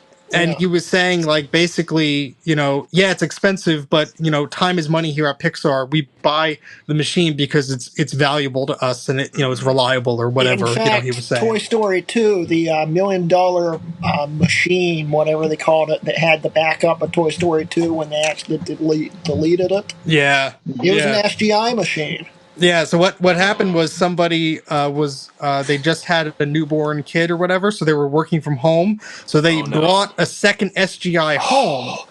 And because they brought it home, they had an off-site backup of the entire film. Oh, thank heavens. Now, the entire film, you think, oh, it's 3D, it's a lot of megabytes and stuff. No, it's just the point A to point B keyframes of the animation referencing models. Not all the data was on the machine, but the important stuff was. So apparently Pixar had a backup system that they thought worked, and ta-da, it didn't. Someone when accidentally typed in a command and it started deleting the whole server. And there's a bonus feature, I think, on the Toy Story 2 Blu-ray or something that it goes into detail. But basically, that happened, and the movie started disappearing while people were working on it. And they panicked because like 80% of the movie was like gone. Somebody got fired. They basically took a car, drove to get the SGI, padded it with like pillows or whatever, and drove it back to the office, and like they saved like a huge portion of the movie because that was like their backup. I mean, talk about that. That's nuts. That is crazy. Wow. Do any of you guys, and that includes the audience as well, do you have any Next stuff? Oh, I do not. I can't afford it. Yeah, same here. The eBay effect on those is ridiculous because there's so few of it. I wouldn't expect anyone to buy it today, but maybe you had a relative or a friend that used to have. Well, remember, the first internet server was a Next Cube. Yeah, I've seen it in person at a museum in London. Now, wait a minute. Technically, we all do have Next machines because they were an evolution. Here we go. Oh, boy. Into, OS 10 and all that good stuff. No, if it doesn't have the Next logo on it, it's not a Next machine. Okay. Hold the phone. I tried. Christian says he has a Next box. Oh, wow. Value that for Rocky. Nice. I personally don't have one. I did film someone who had one for, the Vintage Apple Vault stuff. And when I worked with Stephen Hackett from Relay FM and 512 Pixels, he has one, so he showed his off in the last volume of Vintage Apple Vault. Oh, cool. In volume 2, you will see some Next stuff. I don't have like an episode about it, but half the Prototype Collector had some Next stuff. Christian does not have a Next station. He says Next Step. Next Station Turbo Mono, which is the next version over. It wasn't. Oh. Yeah. I'm sorry, go on. I love 512 Pixels iMac collection. He's got one of every color. Yeah, he's got. Oh, wow. He's got a nice collection. Cool. Yeah, I liked working with him. That's another thing I remember seeing on eBay early 2000s was like, the Next machine that's sort of like the slab. It almost looks like an LC, one of those models. I remember they were like $50 or $60 or something. And I was like, oh, that's kind of cool. But like, I didn't know anything about it. So I passed on it. But, it's just a black computer back then. Yeah. Stupid me. Well, that's like you look at a lot of the Apple stuff when Steve Jobs wasn't there. It was all the beige machines and stuff. Those are really not collectible so much, They are. I don't know. That's the weird thing because you think that some are, and then you get somebody. Let's say he's on eBay and he lists like an LC2, and he thinks he can get $500 for it. Somebody's going to be stupid enough to pay him $500, and then from then on, everybody who looks for sold listings says, "Well, that guy got $500. I want to get $600." And eBay, that's the eBay people effect. Go crazy for the Quadra 700 and stuff. Yeah. So. Well, it's because it was like the kick-ass machine, and it still is. Yeah. Don't knock the Quadra 700. I will freaking I'm not knocking it. I'm saying that people think it's very valuable. I wish It's really not valuable, truthfully. They made 1 million of the damn thing. It's not really a valuable that's the machine. thing. It is collectible. It is the first Quadra they ever made, and it is even throughout the entire Quadra line, it was always one of the best. So, it's collectible, but it's really not, truthfully, it's not worth $500. It's probably worth $100, maybe $150, depending on how it's set up, Yeah, I think that's a huge point, and that's something that a lot of course, these sellers don't understand. Like, they just want to make money off of it. They don't care, what it may be actually worth. And it just, like we were saying before, it just goes into this whole eBay effect thing. And it makes it really hard to collect these machines. I mean, I look at stuff on eBay and just like, I'm like, oh, that's the part I need. But I'm not paying $80, $90 for an Apple IIe, breakout card. I mean, breakout wire that, that's like a cable. I'm not doing that. That's stupid. And that's the reason why we have What Were They Smoking section on MacYak. True. To basically, call these guys out saying you're charging way too damn much. Yeah, I think you misplaced a decimal point there. Yeah. So, Ken, I've got one more question here. Continuing on with the obsolete stuff and vintage and all that stuff, what do you consider obsolete? What's your opinion on it? Because with my PowerPC series, I show people that even though it's a PowerPC Mac, you can still do modern day things on it, surf the web, go to Facebook, even on some of them watch YouTube. My secondary machine that I use basically daily is my G5 Quad, and I watch YouTube on it every day. So what's your definition of obsolete? I don't really have a definition because I don't think I've ever gone to like any of the computers in my collection and said, "Oh yeah, that's obsolete." It kind of is a little derogatory sounding, but no, I've never thought of any of them as being obsolete. I used to be the kind of guy that bought like a new computer every 2 years to use as my daily driver, but I've been using this MacBook Pro for 6 years because it does what I need it to do. I like it. I don't care how old it is. It works for me. Exactly. I'm talking to you on an 11-year-old MacBook Pro. Right. And hell, I use analog technology to transmit my voice places. Like I use full analog solutions for my sound. I don't use anything digital until it hits the interface. But I like old stuff sometimes. Just is the best way to go. Mm-hmm. I agree with you there. I have this discussion a lot on the various Facebook groups that we're in. Like, oh, this thing is useless because we had this discussion last week on Mac. It can do YouTube, it can do Facebook, so it's useless garbage. No, dude, that's not how it works.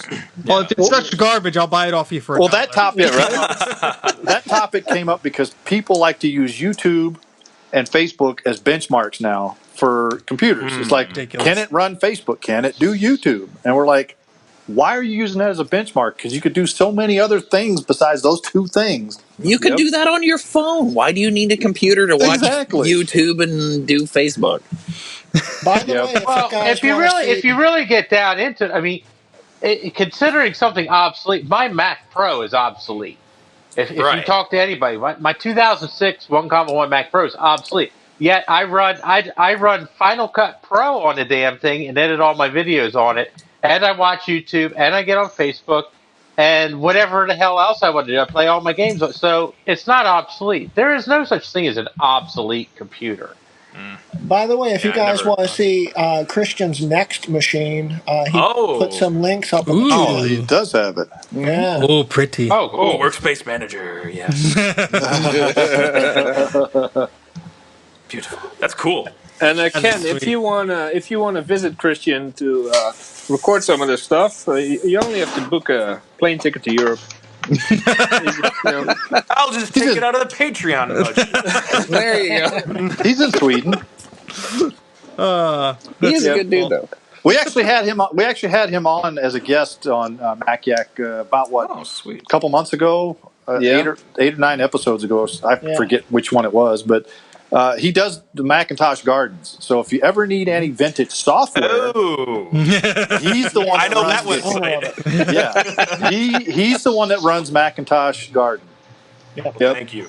That's that's doing a good service. He hangs out on our Discord, so Yes. Hey! He just offered you 2 free G5 quads if you come on over. Ooh. That's hard to pass up. I might beat you to it. Yeah, those will fit in your luggage. Southwest.com. Oh yeah. I think I might go over to Southwest. I think I might go over to 70 pounds for carry-on now. SouthEurope.com. You just wrap a garbage bag and just hold the handles of the G5. No, these are my carry-ons. Make a dent in the seat as you're walking down the narrow aisle. They don't fit in the overheads. Oh, you don't want one of those to come loose during the flight. Oh my goodness. Oh my gosh. Yeah, that would be painful. Somebody would die. Yeah, there was somebody sitting here. Now the seat is flat. Actually, you can't take that on a flight. They're water cooled. They have liquid in them. Oh, that's true. Yeah. Yeah. Guys, do we want to explore some of the rest of the sections we have lined up? Oops. Yeah, we've got about 15 minutes roughly. So yeah, give or take. I think we can actually. We only got a few other little things. I mean, Mike, have you got your stuff ready for yours tonight? No, I didn't. Okay. I didn't do anything because I figured we weren't going to be doing anything but talking with Ken. Okay. We can do that. Yeah. Just forget about the rest of it and just talk with Ken. I wouldn't want to over. I wouldn't want to overshadow Ken. So I just have a piece of paper to talk about, so I would only take a minute. Actually, I would like to talk about some of the news and rumors because I'd like to get Ken's perspective on this. Especially, yeah, let's do it. Okay, so for instance, our first one is iFixit finds 2019 MacBook Pro keyboards has subtle changes to the membrane cover and switches. Doodle? Subtle. I thought you meant subtle. Okay. I had like an English teacher once say like subtle, and I'm like, yeah. I'm from the South. I can't speak right. That's okay. Go ahead. You're good. So, I mean, we found out that they put the keyboard, or they made changes to the keyboard, of course. Right. But then they also put the same Mac on the list of the keyboard replacement program before they even came out with it. That's a feature. Yeah. We gave Ken a headache there. Yeah. Okay.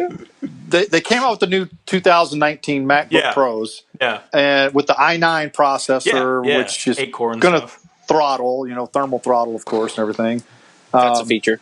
Yeah. Actually, Quinn from Snazzy Labs said that it wasn't really actually throttling. It was just not anymore. It's just because it's keeping it right at the threshold. Right at the threshold the whole time. Which is throttling. No. Not really. Throttling means it's going below the speed that it says it's supposed to be at. Before it's staying right at 2.5 gigahertz, which it says that's what it's supposed to be at. The base clock speed. It stays right at the base clock speed now, but the thermal, if you look at the thermals, it's at 98 degrees the whole time as well. So it's basically right at the edge before it throttles. That's and crazy. he actually put it in a freezer to try that freezer method out again. And he says it does the same thing, except this time he realized that the fans weren't running when he put it in the freezer. So when he did actually run the fans, it actually performed faster. It actually did not, it turboed. So it's throttling. Yeah, no, exactly. It turboed. It's not turboing unless you have it in the freezer. Yeah. It's just not turboing either. Yeah, that's the thing. Well, they market these things. They lay pretty heavy on the turbo boost up to. It's a big marketing gimmick, but if you cannot hit that turbo boost for more than 2.5 seconds, I consider it throttling. Yeah. Yep, with you there. But back on point, the keyboard. Keyboard, yeah. Ugh.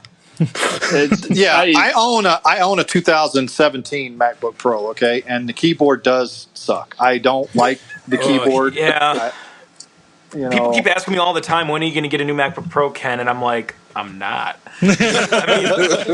Honestly, there's things about it I really like, but then there's things about it that make me kind of like, I don't know. I don't want the space bar to jam up on me when I'm on a flight and I'm writing a script or something and okay, well, there's going to be no pauses in any of your characters' dialogue now, okay? So just get used to it. Well, and they don't even come with integrated graphics anymore either. So that's another problem. I missed that part.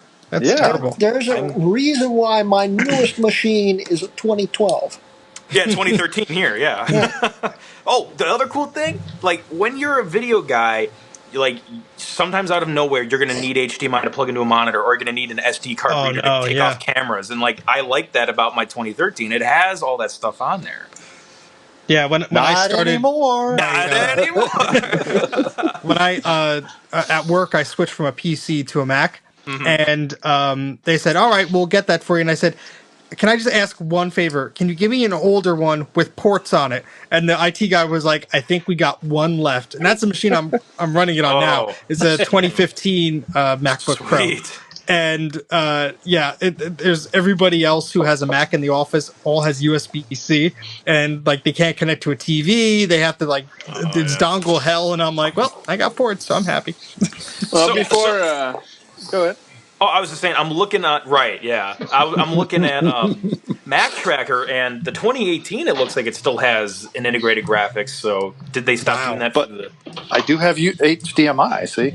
Oh, good. Ooh. Yeah, if you want dongles. So it's actually a port replicator. You plug this into the side of it, and it's But not why? really. I don't consider this a dongle because Just a dongle duct for tape me your is machine. a cable coming off of it. You know, so this actually just plugs into both ports. Cable-less dongle. There you In go. other words, Greg has adopted the fact that it's okay to have an extra attachment when you need something to work. It doesn't just work anymore. Well, until everything becomes USB-C, I have no choice. Right. Well, before we went live, I was saying how I used to have a 2015 MacBook Pro, but not anymore. The upside of that is that my laptop is now a 2009 Core 2 Duo, but it has every port: audio in, out, mini display port, USB, FireWire. It has everything, and I love it. Nice. I don't even care that it doesn't have a Retina display. I love it. I just love having my ports. So I just want to backtrack on the integrated graphics thing, because I think I misunderstood, because the 2019 still does have a 630 plus a Vega. Does it? Okay. So I think it still does. That, yeah. I think it still does have the low power. Isn't integrated. Isn't that an aftermarket? Well, it has an Intel UHD graphics 630 integrated thing. Okay. And then dedicated. it has I said the wrong word. I said dedicated. I meant dedicated. I just want to clear that up for the viewers. If that was a holdup, it still has the low power chip in there. Yeah. Yeah. Just save on your battery. It's a very subtle difference. So, yeah. Oh no! Oh boy! All right. Well, our next news item: Apple was sued, or is being sued, for allegedly selling customers iTunes and Apple Music listening data. Doesn't surprise me. Yeah. So basically, I guess they basically are doing the same thing that Google and everyone else is doing Facebook. now. So yeah. I'm sorry, but listening data to me is. Did we lose Ken? We did. Sorry, just turning up the camera. Okay. Yeah. Sorry. Rocky says he's not surprised because, Rocky is on the hate train here. But note the word allegedly. There's not a single shred of proof yet. Yeah. Yes, I know. Yeah, and it might happen, it might not. But right now, there's no proof. Well, but Apple has deep pockets and lots of lawyers, so I could see that not going very far. Yeah, just like Microsoft, Facebook, Google, they all have deep pockets. Mm-hmm. Oh yeah. Yeah, I mean, is it just your listening data, like what you listen to, just like the artists and the tracks? Is that it? Yeah, what they were talking about doing is that they were getting compiling lists of what you listen to and stuff, and then selling this to marketers to target you with ads and stuff like that.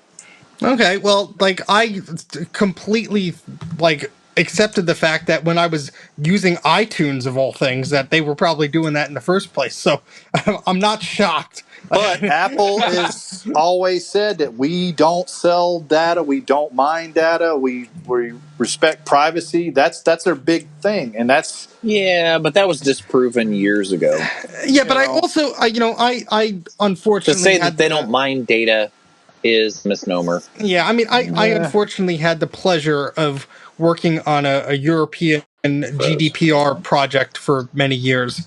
And basically, I don't think, in my personal opinion, just my opinion, that music that you tend to favor is personally identifiable information. Sure, it would be nice if they would disclose it, but it's not like they're handing out my email address and social security number and my home address and stuff like that. True. I mean, I'm sure everyone else has crap on me too, but what the music I listen to is the least of my concerns. Yeah. Right. And speaking of music, the next one, Apple silently releases 7th generation iPod Touch on Tuesday with the iPhone 7 A10 Fusion chip. And 256 gigabyte option. So and a headphone jack. Mm-hmm. Yeah, and a headphone jack. Yeah. Still which they can't put in the iPhone. Courage. Yeah, that's the key word, courage. Courage. Can you say that with your announcing voice? Courage. There you go. Yeah. It took a lot of courage for them to take out that port. Oh, wait, that's Duke Nukem. I'm sorry. Yeah, I haven't had any interest in owning an iPod ever since I got my iPhone. Same I here. think I had the first or second generation iPod Touch, and it was nice. Thinking back is like, what the hell did I had a calculator, and that was it. It has no apps. I don't even remember what I used to do with those things. No, like, But, I'm similar. I remember when I got that iPod Touch, this was back before I had an iPhone. I was like, wow, this is the coolest shit ever. And then I got a 4th gen and I was like, wow, Retina display. And then I got an iPhone and I never touched my iPod again. Right. Well, it's because it's pretty much the same thing, except with a phone. Right. Yeah, exactly. But you have to buy an iPhone with a big enough storage capacity to use it as an iPod, though. This is true. Unless you pay for Apple Music, then Go ahead, you have Mike. it all uploaded in the cloud. And I don't pay for anything Apple anymore. yeah, we know, Rocky. I guess I'm weird. I still use my iPods. I got nothing against that. I mean, I have an old video I should maybe do something with. Well, I have one in my Jeep that plugs in because it has an iPod connector and everything. Nice. And That's what I do with mine. I just leave it in there, and that's my music collection. Yeah, that sounds like a great idea. But I have a 6th gen iPod Touch in my truck. Sweet. I might go out and buy a 7th just to have one, just for shits and giggles. Well, the only iPod that I do like still today, and it has nothing to do with a touch, it's the little square Nano, and I got the watch band for it. Oh, yeah. I love that thing. Yeah. I think once Apple saw, hey, we can sell watches, they quietly took that off the market. Yeah, right? Yeah. Let's see. I remember had an when. iPod- Oh yeah, go ahead. No, I'm just reading the comments. Dana says, I had an iPod Touch 4th gen. I sold it about a month after I got my iPhone. I don't think Pretty much anyone the same uses them at the same time. Right, and that's something I always thought was interesting because like all throughout high school, people like had music players and stuff, and like pretty much every person that had an iPhone just had an iPhone, but everyone I saw with like an Android phone still had an iPod. Yeah. I mean that's saying something. I'm the old fart in here, and when I was in high school, basically we didn't have music players or phones or anything like that. It was like cassette tapes and Right, you had 8 tracks I have my crying out loud. yeah, pretty much. We did. Zune. I had 45 records. Okay. Yeah. I remember having a Palm Pilot, and it couldn't do much. You could write on it. I loved mine. It's better than the Newton, right? Oh, I love that's a low blow. I could say one thing nice about the iPod Touch is the biggest video still on my channel, and one of the oldest videos, was filmed with a 4th generation iPod Touch, which is sitting behind my cinema display now. Oh.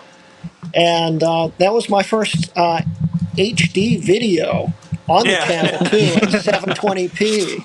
I mean... Wow. Fancy. I didn't know 4th gen could do that because I might boot it up and try it out. There you go. Do you remember the iPod Touch Loop? The strap thing? So you can take your photos. That didn't last long. No. Good times. And I know we're getting a little jammed on time, but Rocky, I have some concerns about that case on your iPod. What was that? It's my daughter's old iPod. Oh, okay. It's not. Like we need to talk. My girlfriend has that exact same case on her iPod. So we need to have talk with you too, then, Rudy. Whatever protects it. All right, guys. Last thing tonight, and I'm going to throw it over to Jay. He's got a big announcement here, so let's go ahead and let Jay take it. Yes, I do. You may be familiar with the website MacintoshGarden.org, right? Yes. Yes, definitely. I have started working with Christian, that runs the website, in integrating his installed disk. He has a large collection of Mac installed disks, and I started integrating links to those disk images into the AppleSerialNumber.com website. So when you pull up a serial number to any Mac that is currently in my database, you will get links to the original installed disks. I downloaded a few of them. They all work. Opposed to what I was going to do was linked to the archive.org, which also has a lot of them, but they all turned out to be corrupted, and I think Greg ran into that as well. Yeah, I did. So we got to talking. I started implementing this. We got to talking, and then Christian told me that stealing all my bandwidth. Yeah, buddy. He wants to implement a serial number search on his website because he has a lot of software on his website. And digging through it all to find out what is compatible with your system can be a little bit of a time-consuming task.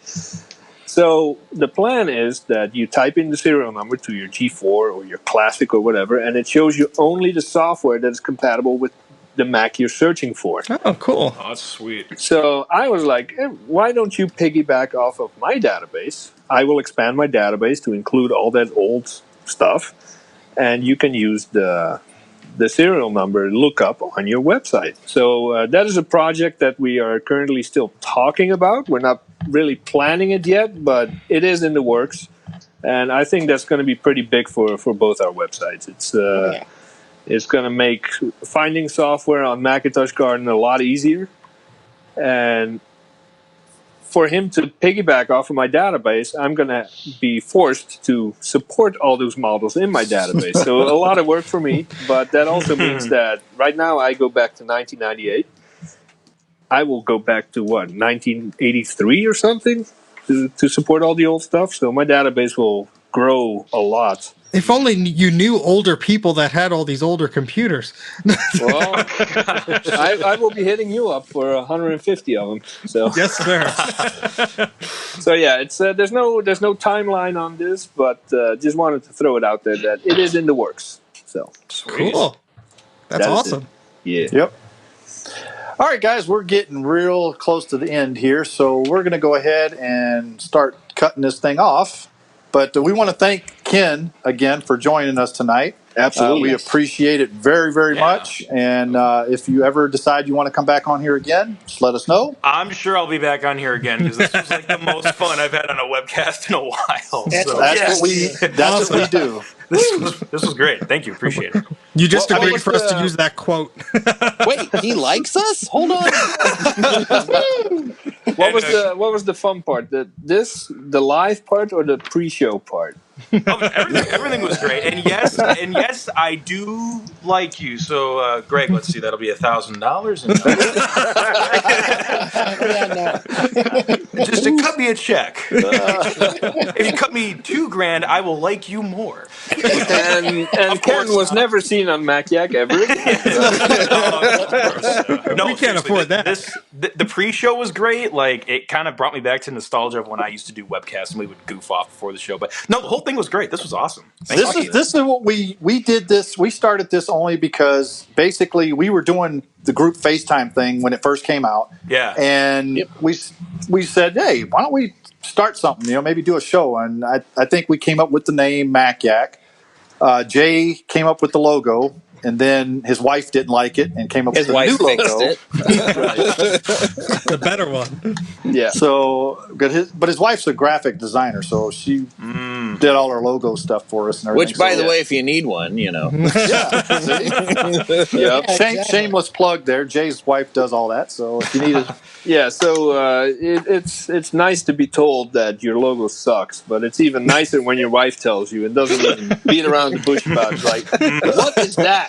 No. Yeah. No. Yeah. So that was fun. Yeah. But yeah, anything either any of you want to announce that's coming up to keep an eye out for, or? I mean, so, like, we're still doing Vintage Apple Vault. Like, today was a big day, but that was just the first episode of the new volume, so we have more coming. And with WWDC next week, there might be something else that comes up on video. So That'd be cool. We'll I'm see. pretty sure we're going to be talking about it afterwards, too, next Thursday. So, yeah, so, yeah, next Thursday is when the next Vintage Apple Vault episode comes out, too. So look at that. Cool. Nice. Yeah, it should be an exciting week. Question from Dana: are you joining Discord tonight? Typically, what we do after the show is we switch over to Discord, and those who are not going to grab dinner just hang out there and voice chat for a minute. But I'm going to be grabbing dinner, but I'll still be on there. So Yeah. Hey, it's only 7 o'clock here, so Whatever. Right, and it's way later here, so probably not tonight, but I do appreciate it, though. Thank you. No problem. And where can we find you, Ken? Yeah, so I'm just the Computer Clan. Pretty much you search Computer Clan anywhere, you'll find me. YouTube.com/Computer Clan, Computer Clan on Facebook. On Twitter, it's at the Computer Clan. We had to put a "the" in there. I guess someone took the name earlier. I have no idea. But if you search Computer Clan, you'll see it. And Vintage Apple Vault's our new show, or our latest show, and just launched the second volume today. So that's us, Computer Clan. Awesome. Been around since 2007. One of the earliest YouTube channels still going today, especially in the tech world. Wow. Yep. We'll be looking forward to seeing more from you. Absolutely. Thank you. Yep. All right, guys. And I think that's probably going to about do it for the show. Like we said, come out and join us on Discord afterwards. We will chat there for a little bit. I probably won't. I got to get something in my belly because I'm starving right now. But make sure you like, subscribe, and hit that bell icon so you know when we come back on live again. Definitely. You can even negative it because apparently it counts. No, don't do that. Give a thumbs up. Give us thumbs up. Yeah, we like the thumbs up better than the thumbs down. We like happy faces, not sad faces. Make sure you check out the description info and the links. We're gonna throw Ken's newest video in there, plus his channel will be in the links. So we'll do that and spread the word. Tell your friends. Help us grow. That's all we ask. Yep. So, guys, we do it for fun. And we'll catch you guys later and have a good evening. See you later. Thanks for hanging out. See ya. See ya. Thanks for joining us.